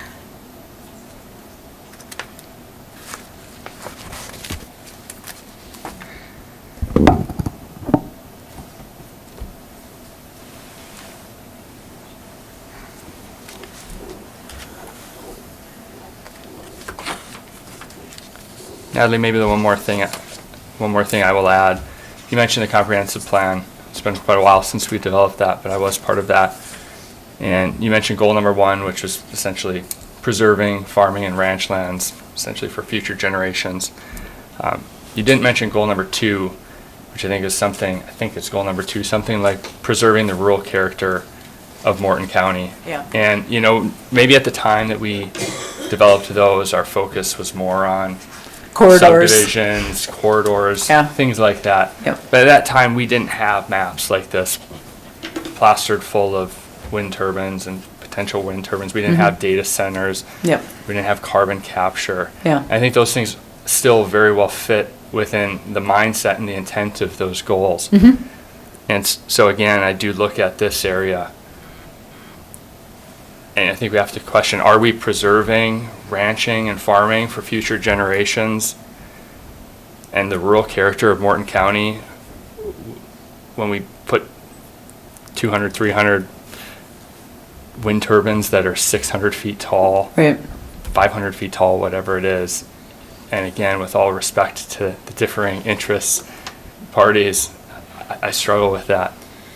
And I will say, Mr. Chairman, I was trying to look for, because there's the very broad goals, and then we have objectives and policies underneath it, and I was grasping at straws to find any wording that had anything to do with this. I mean, we have nothing in terms of our very specific objectives that relate to rural industrial. I mean, we just don't talk about it in the comp plan. And obviously, we're going to do an update in 2027, so we will add those things. It wasn't at the top of our mind. It was not at top of mind, You and yeah. I, It was very much focused on residential subdivisions and how those get organized in the county.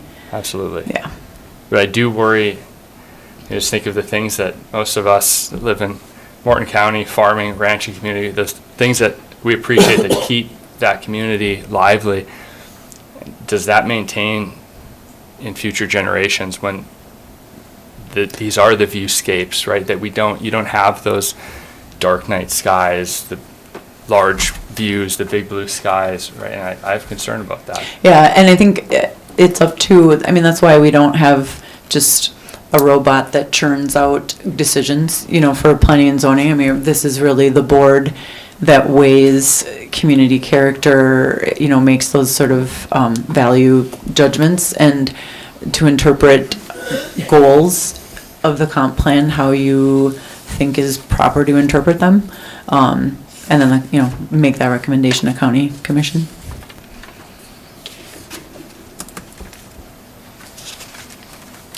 Okay, other thoughts from the board?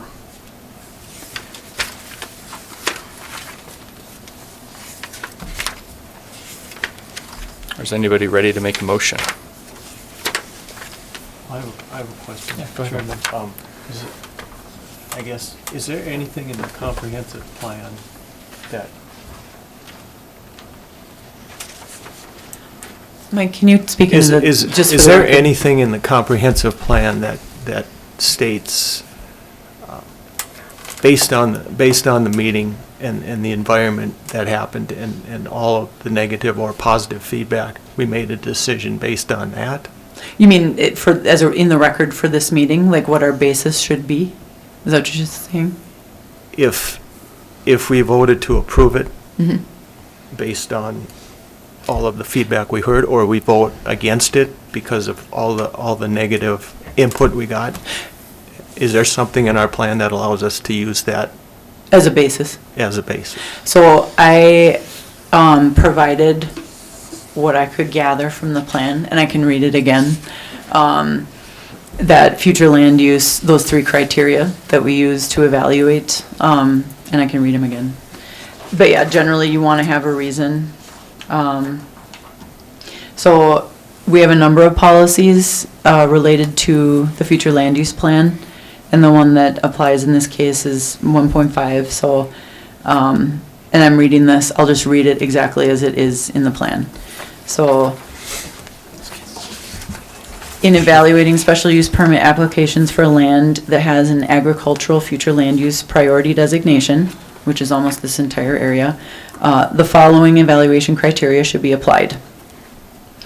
The proposed use should be inextricably linked to or dependent upon the proposed location and could not be easily located in any of the areas that have been designated in the future land use plan for the proposed use.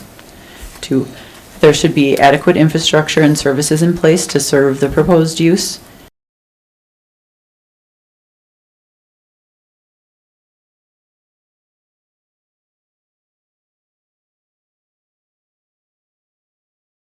Three, the proposed use should further the goals of the comprehensive plan. So those are the 3 criteria for evaluating.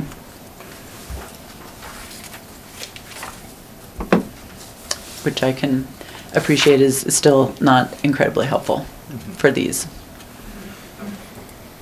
No, but I mean, again, I think there remains a responsibility from the comprehensive plan to preserve farming and ranching. It's just discretionary, right?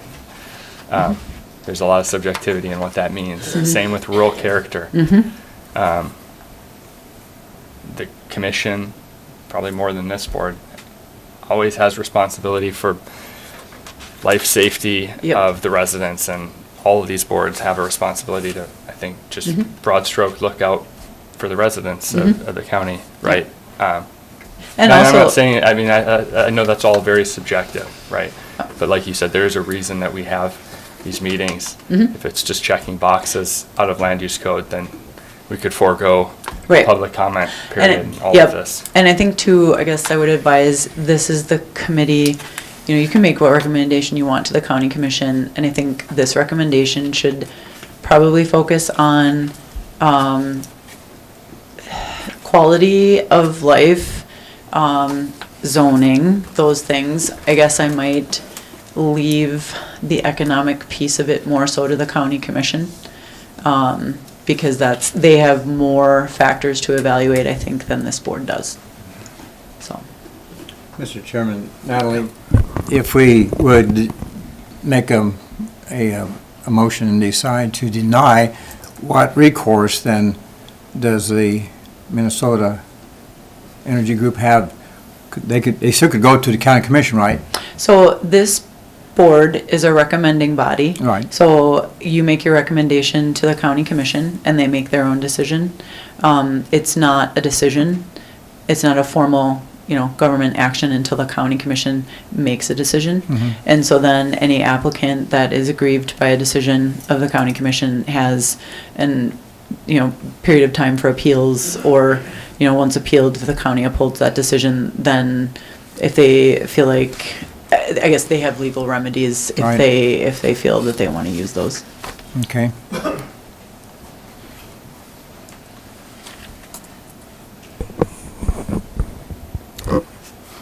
Is there any other discussion, or if not?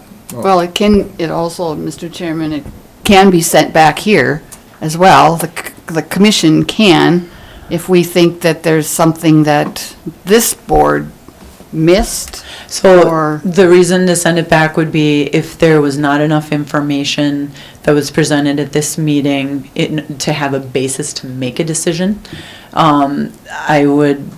I generally say, I would suggest you don't send it back for more discussion if there's no extra information that we can bring to help make a decision.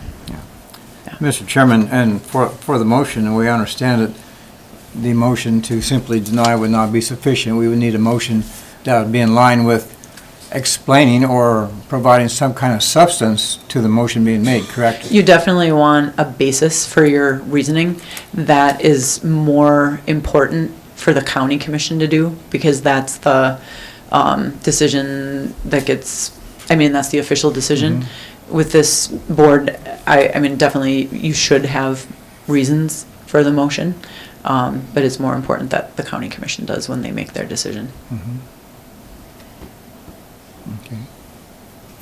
And, really, your reasoning, the whole objective is to just not be arbitrary. That there has to be something about this location, this size, this project, something.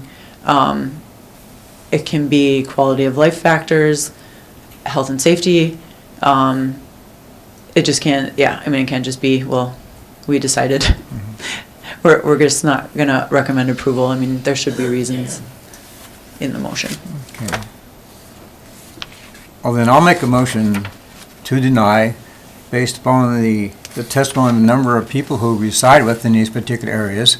That is, it appears from their testimony that it is detrimental to their well-being, that there's a future potential there for continued problems, and some of the issues that maybe have not been researched enough to validate the safeness of some of the concerns that were brought forth. Second. Motion and a second. Is there any discussion?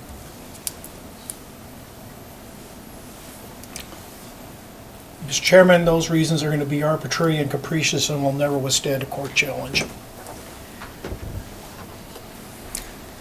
Would we like to modify the motion to include anything pertaining to land use or comprehensive plan? If you look at land use, section 1030, it says the purpose of the Morton County Land Use Code is to promote the public health, safety, morals, comfort and general welfare through implementation of the goals and objectives of the Morton County Comp Plan. Is that good enough? Make reference to that particular statement within the land use code. Yeah, so again, I think, based on the discussion that we heard from the public, I think those goals 1 and 2, preserving farm and ranch land, preserving rural character of Morton County, I do think they fit with what we heard tonight.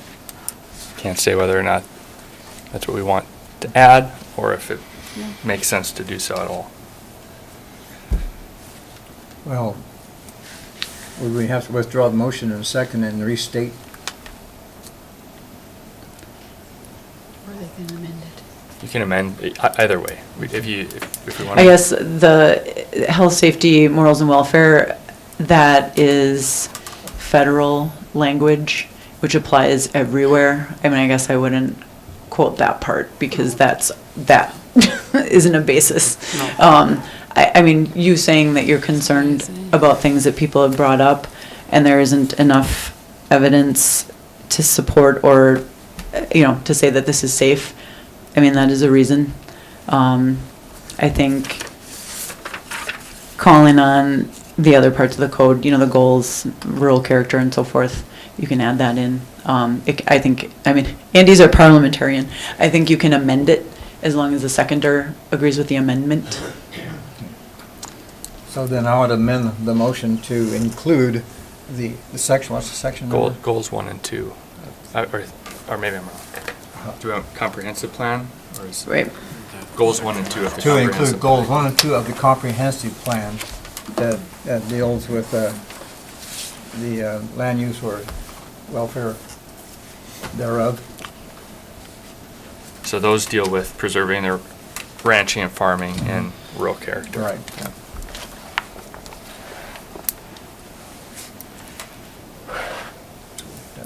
Is there a second? If you're amending it, the person who seconded has to agree to the amendment. Then you have to vote upon the amended motion, and then you have to vote on the motion as amended. Yeah. Okay, you'd have to. Okay, I agree with the second. Or I mean, I. Can you say that louder? I second the amendment. Okay, so I'll just do all in favor. Roll call. Roll call for but this is just for the amended language. This is for the amended language. Okay, roll call on approving the amended language. Buckley. Yes. Braun. Yes. Rohr. Yes. Tomac. Yes. Wald. Yes. Zachmeyer. No. L. Yes. And I vote yes. Okay, so we have a motion on the table that has been seconded. Is there any discussion?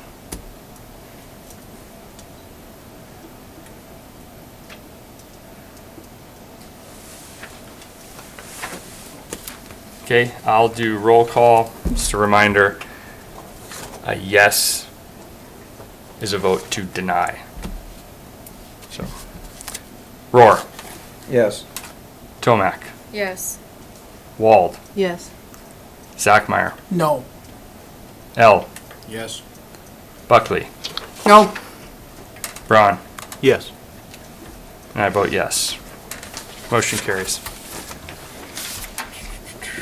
Okay, item number 2-minute break. Okay. Good idea.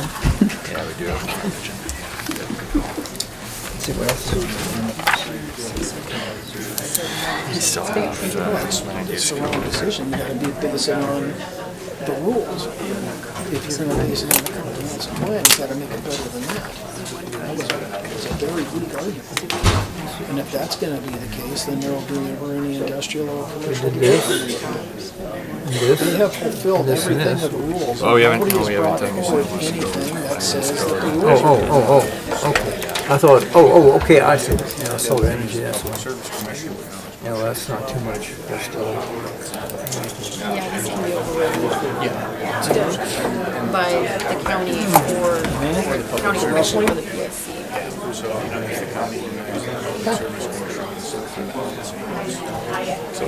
Step one. I just look at it as Oh, that Ruffalo was in the DuPont movie about Foxcatcher wrestling too. That's why I thought you were talking about that. That's that? Yeah, we just think that. Run in and keep that.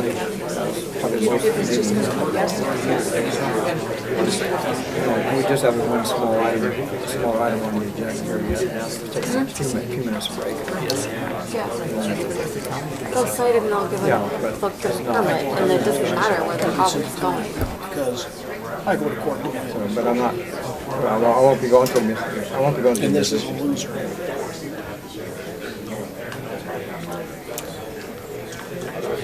Okay, so I shouldn't be too long. Okay. Because you see how things are going, that's why I wasn't going to make a motion. Well, the other thing, if you guys remember, we had that hearing on the med change. And the Barbara Burley's turning down, or Stark County's turning down, but let Burley and Stark worry about themselves.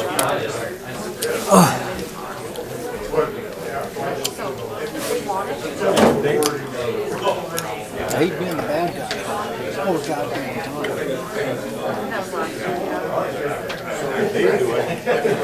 So that's But they do it simply because what she said they do it simply because of land. it's not good enough. That's the not in my backyard argument, and that never withholds law. Never withstands a court challenge. Can't worry so much about that, Andy. Huh? Can't worry so much about that. Don't worry about what? Court challenge. I go to court to win. I'm not afraid of What we going got to to worry court. about is the county commissions. County commission. I know. You gotta think. No. Think what? Like your shirt. Well, thank you. I pulled it out. I got this in college when I was rooming with Andy. I had me a few hot tamales. I'm feeling a lot better now. You know, I got clothes. I got a suit probably 20 years old. I didn't get old, you just don't buy any clothes. I got clothes, if I wear 1/3 or 1/4 of the clothes I have, that's. Those are the people you want to what I do. Of course, you know, go outside going to meetings, I don't. Okay. A lot of places we got to dress up. Nobody can stand it. You guys want to handle the big cat? You kept writing down things as we're discussing, trying to come up with a motion. I'm glad you tried to Yeah, that's kind of a tough one, you know. I'm focused on that health issue. There's a little ambiguity in some of that. But I figure too, well, you know, because we're at this level, if we, regardless, if we still voted and it wasn't still quite kosher, they still have to appeal process. They can go through the county and but our thing is here, we represent the people. And where that goes from there, it goes down. They would take to a higher level of attendance to and that's something that we pay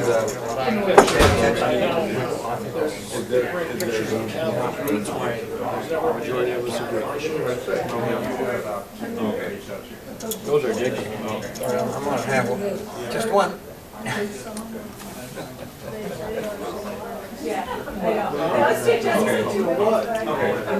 I wasn't really against that fireworks, but I just wanted to point, I really wanted the MPO to be let, hey, you want this money, but you better not cut back on anything for these other events.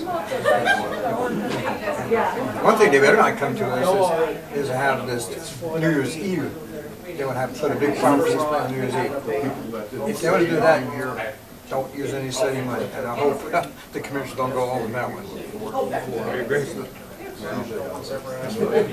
I'm still in the meeting, but I'll be there when I get out.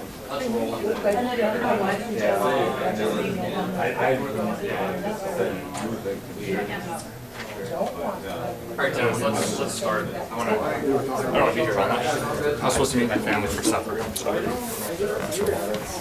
I appreciate what you did. I kept trying to write down what I was going to do in my motion. I didn't want to.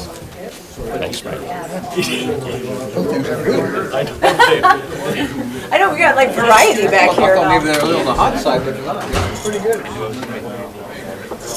It's always fun. I don't know anything about it. Well, he doesn't let us know. We don't. All right, let's do this, Dwayne. When you want this done? Yeah. 2 minutes, just, or send it back to. I hope so. It goes to the county commission. Oh, yeah, I mean, we gotta start there. Four choices Just like, the county commission has. like in the big cities. I've been watching TV. I get a lot of law enforcement stuff. I still get a lot of membership. Past chief, I got lots of membership. Because I want Chiefs of police, I get every day. I don't know if we have enough bases to turn it around. Because I'm afraid that it's gonna go to the PSC and they're gonna pass it anyway. Big cities, stuff like that. I don't think we have to always form though too. Allow these, like these groups to go in, 5 or 6, and go in and rush the store, and they steal in. My ward is not because. Prosecutors won't prosecute, and then Democrats have to steal, it's gotta be at least $2,000 stolen. And Some will say, well, the but public. crime is destroying our business, especially small, middle class retail business. They're going out of business. Well, and this will go to the county commission meeting on the 28th. This is one of the rare months where it's gonna go next week instead of 2 weeks from now.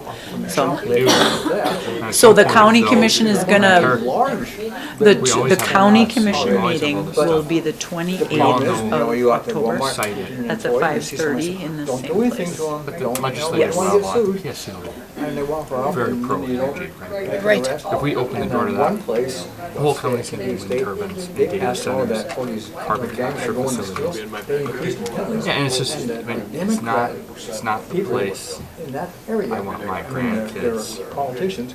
to come. I still want them to come out to the ranch and see this, the big open skies like my great grandpa saw when he bought it. And somebody has to take the They stand have for a that right, they have a stuff. right to this because they're poor. I do, but I don't know how to make this conversation. Well, I know, but You can see him after the meeting. that's true.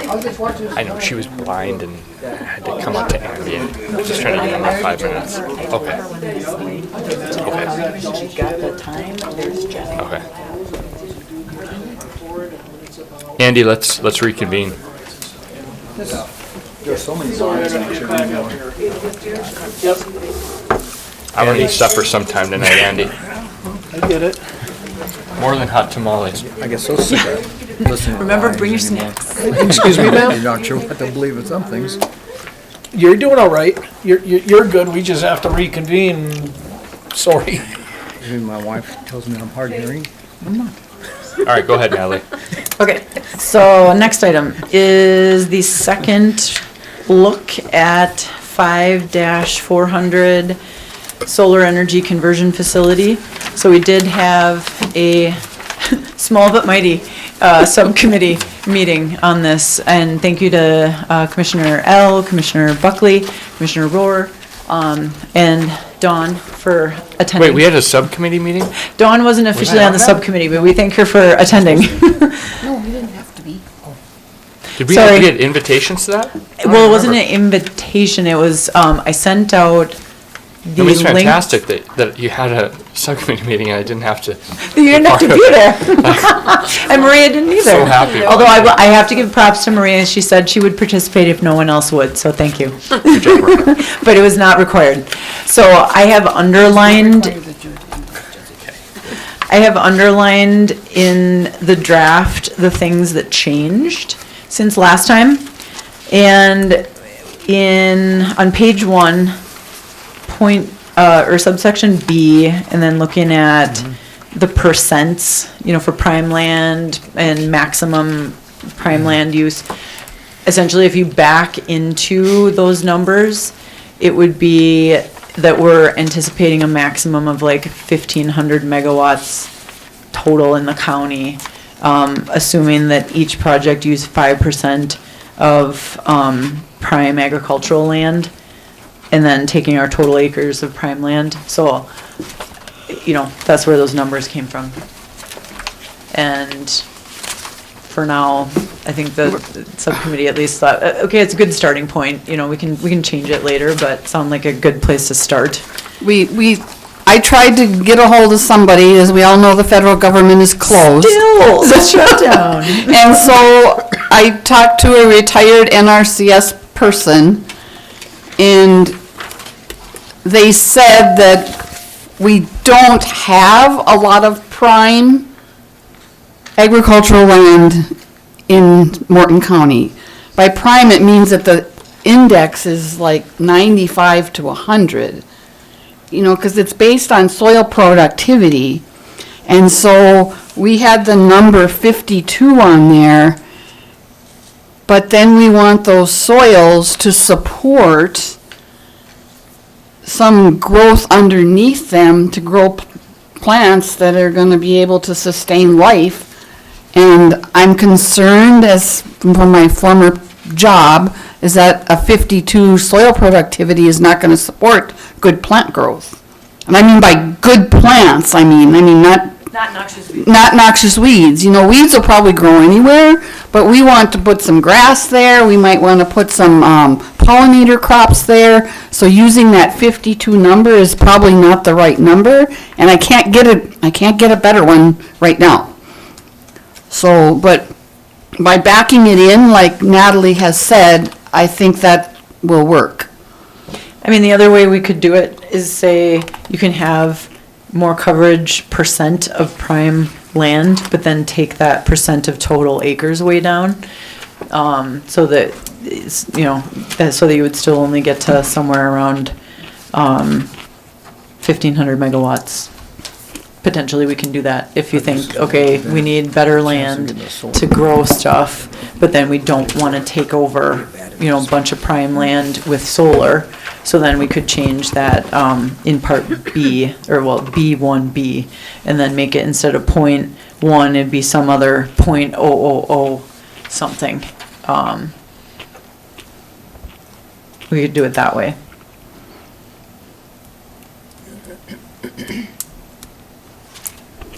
You know, so maybe you make your top number in A, maybe it's a much bigger number, but then you make your number in B much, much smaller. The math people know what I'm talking about. Or maybe you don't. Maybe we're falling asleep. It's my witching hour. Yeah. What time is it anyway? It's 8 o'clock. Oh gosh, yeah. Pajama time. Forgive me, Natalie, I hadn't had a chance to review that, but Dawn had brought up something about damage, storms, the solar panels just being obliterated and all over the place. Was that addressed in here somewhere? No. Well, actually, yes. There's garbage. They gotta clean up garbage. Is that in here? I know that they make panels suitable for high hail areas. Mhm. That could be a requirement. I mean, I guess what I would have to say is that an operator doesn't want to have to, I mean, they're gonna make their own economic choice about trade-off between robustness and potential for damage, you know, and the cost benefit of that. As long as we tell them they have to clean up their garbage by some certain time frame, which I thought we had in here, but it might be, hold on. Maintenance standards, oh, yeah. Operator must promptly remove all trash and debris that may accumulate on site. I mean, we could have some verbiage in there about You could have storms. damaged or inoperable trash, debris, Pieces or whatever. or destroyed equipment. Yeah. What page are you on now, Natalie? 6. So it's under maintenance standards. So it's H3. If you think, commissioners, if you think that I'm being overzealous, if I'm gonna put solar panels up, they're gonna be held rated for my investment, plus Exactly. the neighbors. Right. So, if you're telling me you think that's too stringent, that they have to have a hail rated for our, we have tornadoes, we have hail, we have all kinds of stuff, so. I mean, we can, I guess, I would think that they're gonna take, whoever the developer is, they're gonna take into account likelihood of certain weather patterns happening. And again, make a trade-off between, well, we're gonna cross our fingers and we're gonna do the cheap panels, and then if hail comes, we're gonna have to replace them. You know, that's kind of their economic choice, but I mean, we can say some time frame. You know, if panels get destroyed or damaged and debris, loose debris has to be cleaned up within 48 hours or something. Got my teeth into this. So I'm a landowner and I live next to the panels. Hail comes and it damages my, now. That's a private I insurance. have the right to sue them. Yes, that's a private insurance matter. Okay. 100%. Very good. Yeah.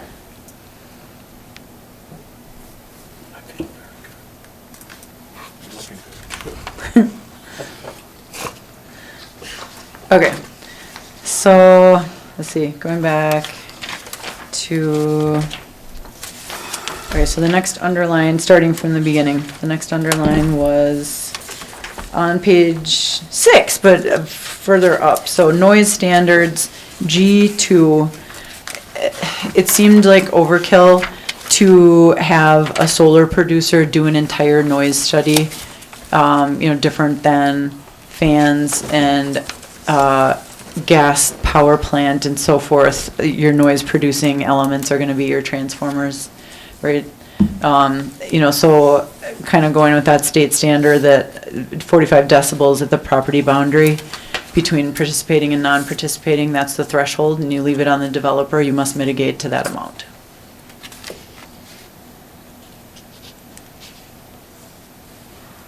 So, going to the substation part of it, though, the substation itself, if there is one nearby, would be covered under something different, right? So we have in here, again, we reiterate that substations laid on yards have to be no less than a half mile from an occupied dwelling.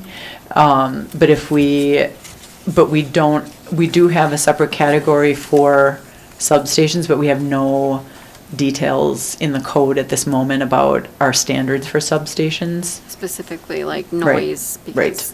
Because in the case that you did get, say, something like a AC/DC conversion facility, that's very noisy.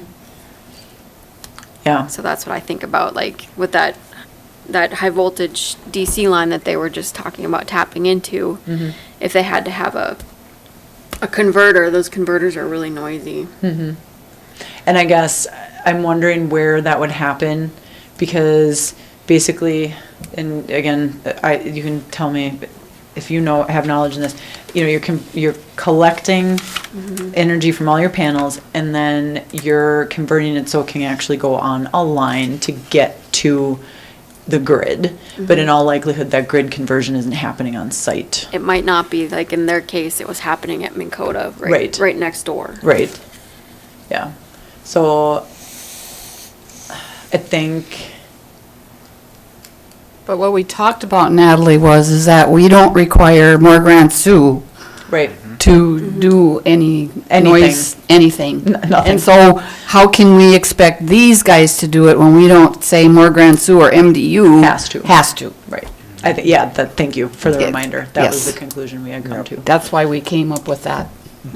So I think we're kind of trying to mitigate that with the setback, like that half mile from a substation, which applies in wind as well. And would apply, I mean, I think we can take it from here, and if we had just a substation that's coming, you know, we can take that for that use. So if there was just a substation coming for something else, then that would be separate. Right. If it was just a plain old substation, which we are going to get in Yeah. a month or two. There's one going in by Glenullen. Oh, I'm thinking of one further south. Yeah, south of Glenullen, I think. Further east. We're probably talking about the same one. Probably. It's Yeah, probably it's- that one that's coming up over from Colstrip. It's for the northern connector. Yeah. Yeah. That It's one. it's not south of Glen Ellen, it's more east. And than that one will have a converter. Yes, that one So will be that one will be ginormous. Loud. Yeah.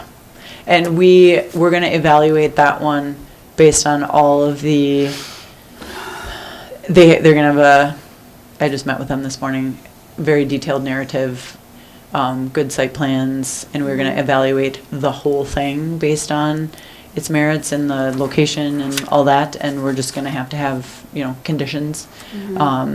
So. And that would be, again, case in point, that when one comes in, we evaluate it on its merits and we put conditions on it that are reasonable for the use in the site. Right. Yeah. Just making sure we're covered. Yeah. Yeah, it has to. It defaults to having to go through a special use permitting process.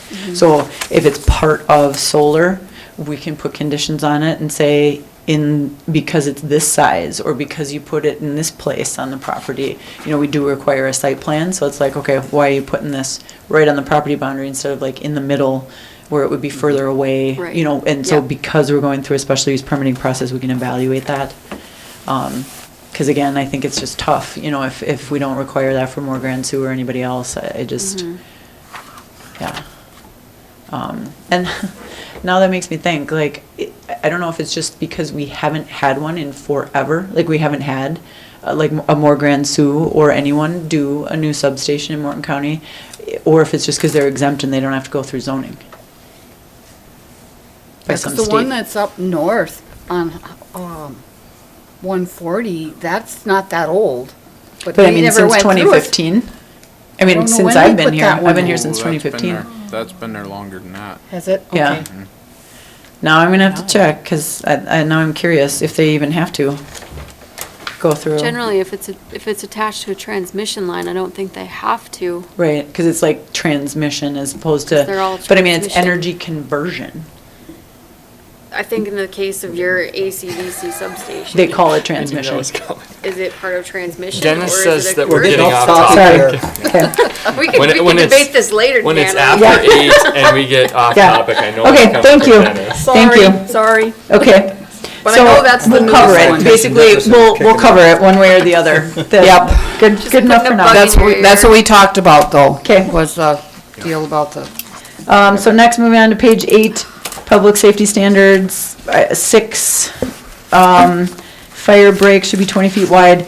So we decided consist of short grass that is well maintained at all times and effective in slowing the spread of wildfire. Because in other words, like having it be dirt, it's just gonna get weeds on it. Just basically mowing is good. Keep it short, keep it maintained. Page 10, duration of validity. I like this so much better. Now that we just adopted the carbon capture, I'm like, I like this so much better that we define. So basically, usually we say special use permit is valid for the life of the project. We don't define the life of the project. So here we do. We say, when you apply for your special use permit for solar, you must define a project lifetime, and we will permit you for this project lifetime.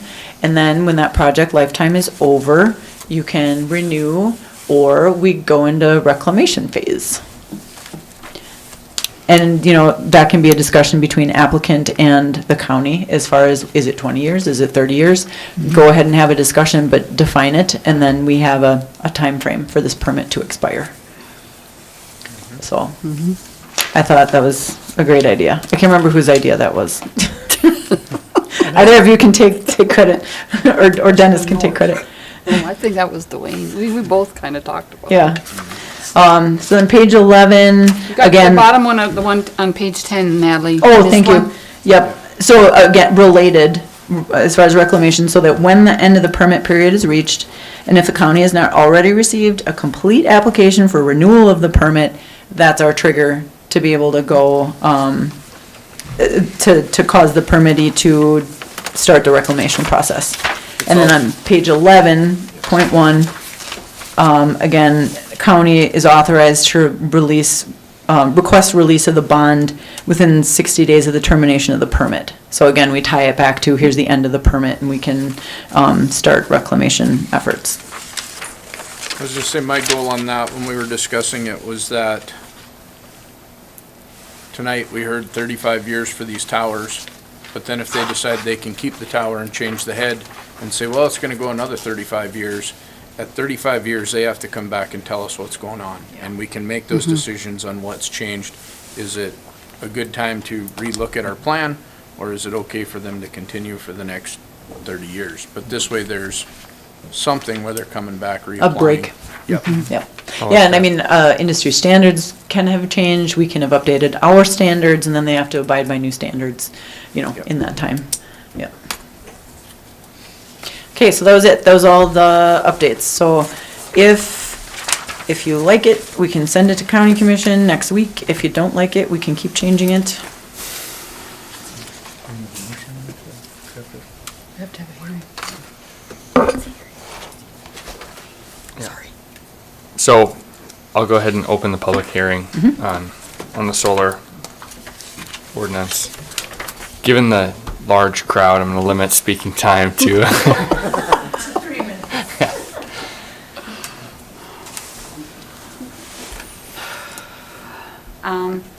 In light of what we were talking about regarding the wind towers and the wildlife situation, in so many of these ordinances, I just feel like the wildlife gets neglected, and it's such a big part of Morton County, and especially the rural aspect in the agricultural districts.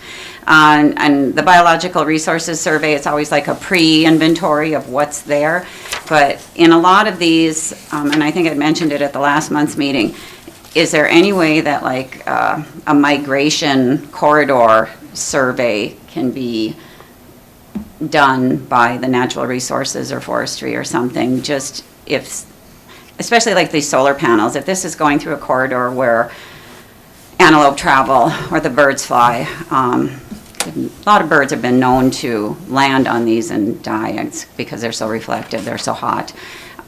Because I think we're losing so much wildlife in all of this, and I think we take care of the soil, we take care of the weeds, but I just really feel, as I'm learning through all these, through the DAC, through the wind, through now this, the wildlife is really getting neglected, and we're losing so much of it. I mean, we don't even have turtle doves around anymore, okay? And we used to listen to them all day long. And the solar panels can be very dangerous to them. So I'm just wondering, and if things are like that on the ground, and deer are migrating through, or antelope are migrating through areas, and they're getting injured there, or they're just stopping and they're moving their migration patterns, is there anything we can put in these ordinances regarding that? I guess that's my only, that's my only issue on this, otherwise I think it's great. Mr. Chairman, Don, my suggestion would be that you contact Fish and Game or somebody, because it's going to have to be at the state level to do that, somebody that has Okay. resources and can implement some type of information gathering process. So surely you could call over and get reference to someone and get something started, or at least fulfill the inquiry you would have. Okay, at the state levels, okay. Well, it'd be U.S. Fish and Wildlife and North Dakota Game and Fish, really. Yeah. Because they're the ones that kind of do that. Yeah, PSC requires that kind of stuff. I mean, yeah, right, PSC is going to require those wildlife surveys. Okay. They're largely going to be boxes to check based Yeah. on NEPA and endangered species. Okay. Migration Might be is in there. typically Yeah, they involved typically in put them that. in there. It's Okay. They'll even show maps, migration patterns Okay. that come up from Texas for the whooping crane and. And that's what the Arkansas. PSC has those and stuff, you're saying? Well, what they'll require the applicant to do is to submit the study as part of their application. Okay. And so typically those aren't, and Maria, you probably are better than I am, but those aren't going to be done by state or feds. They're likely going to be No, done it's by gonna be a consulting consultant, biologists. A third-party consultant that's, Submits it to those agencies, Yeah. though, right? Yeah. Okay. But the PSC is require that study be sent to them as part of the PSC application process. Okay. Because if for a solar facility, we would say here's an okay location, but the PSC has to allow it, so it's whole new level of Okay. permitting for solar. Mhm. The energy generation facility. Okay. So PSC has to have their own permit, and they're the ones who pull in cultural resources and environmental. Okay.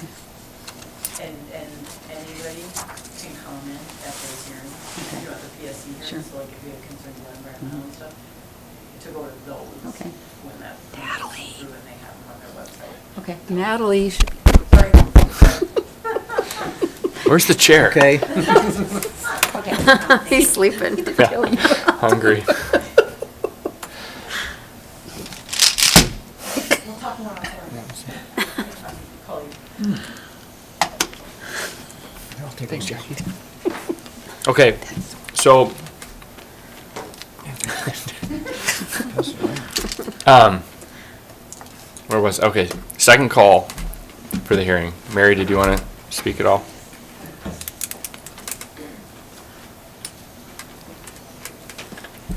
Thank you. For the record, I'm Mary Grainer. My question is, I know that there were some projects in the works for south of Mandan, like down by Keitles, down in that area. At one Are- time, yeah. What's that? At one time, there was. At one time. So are there any projects right now on the books, or are you guys just in case they come on the books? I think we're just trying to be proactive, but yeah, Natalie, go ahead. Yeah, so I got some calls about that too, and then they disappeared, you know, for that one more down south on 1806 or around there. I haven't heard anything about that lately. The main reason we're doing this is that, so the direct air capture facility, because we had quite a bit of noise restriction on that use.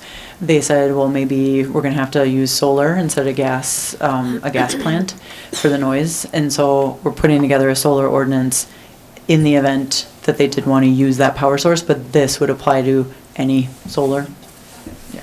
And Mary, I think we've just been realizing with all these different facilities coming in, right, that we kind of have a gap. Oh, for in sure. our Yeah. land use code. I mean, That- it's like all at once, all the rural industrial uses that, you know, have been on the list. You know, solar's been on the list for a long time, and it's becoming a priority because it's, you know, potentially on the doorstep. Yeah. So just one other comment.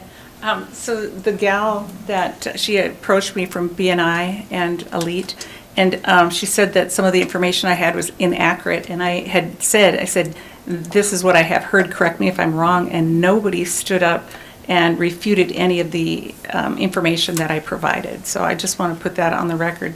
If I am wrong, I will absolutely correct it, and I'm going to look deeper into it, but nobody refuted anything I said. So, thank you. Thanks, Mary. Okay, so I'll do third and final call for the hearing. I'll close the hearing. Okay, so I guess up to the board. Do we feel like sending this as is to commission? I guess it doesn't seem like we have comments. I think it looks good.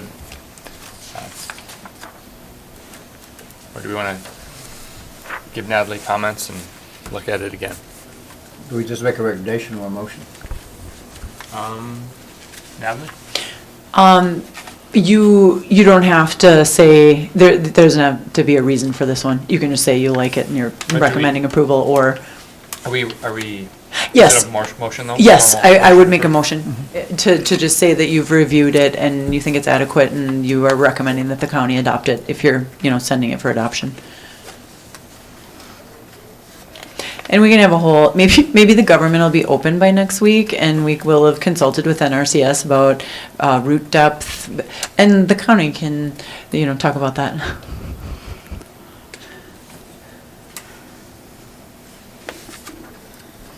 Mr. Chairman, I would move that we move the, what's it called? I didn't have it open now. The solar, what's it called? Solar energy conversion Solar energy facility. conversion facility onto the county commission for their approval. Motion and a second. Is there any discussion? Okay, all in favor say aye. Aye. Opposed, same sign. Motion carries. Okay, then pursuant to North Dakota Century Code 440420, I'll open the public comment period. I note that I did not receive any cards at a time. Yeah, nor did staff. Okay. Second call for the hearing. Third and final call, and I'll close that hearing. And is there a motion to adjourn? So. Second. Motion and a second. We're adjourned. Thanks, everybody.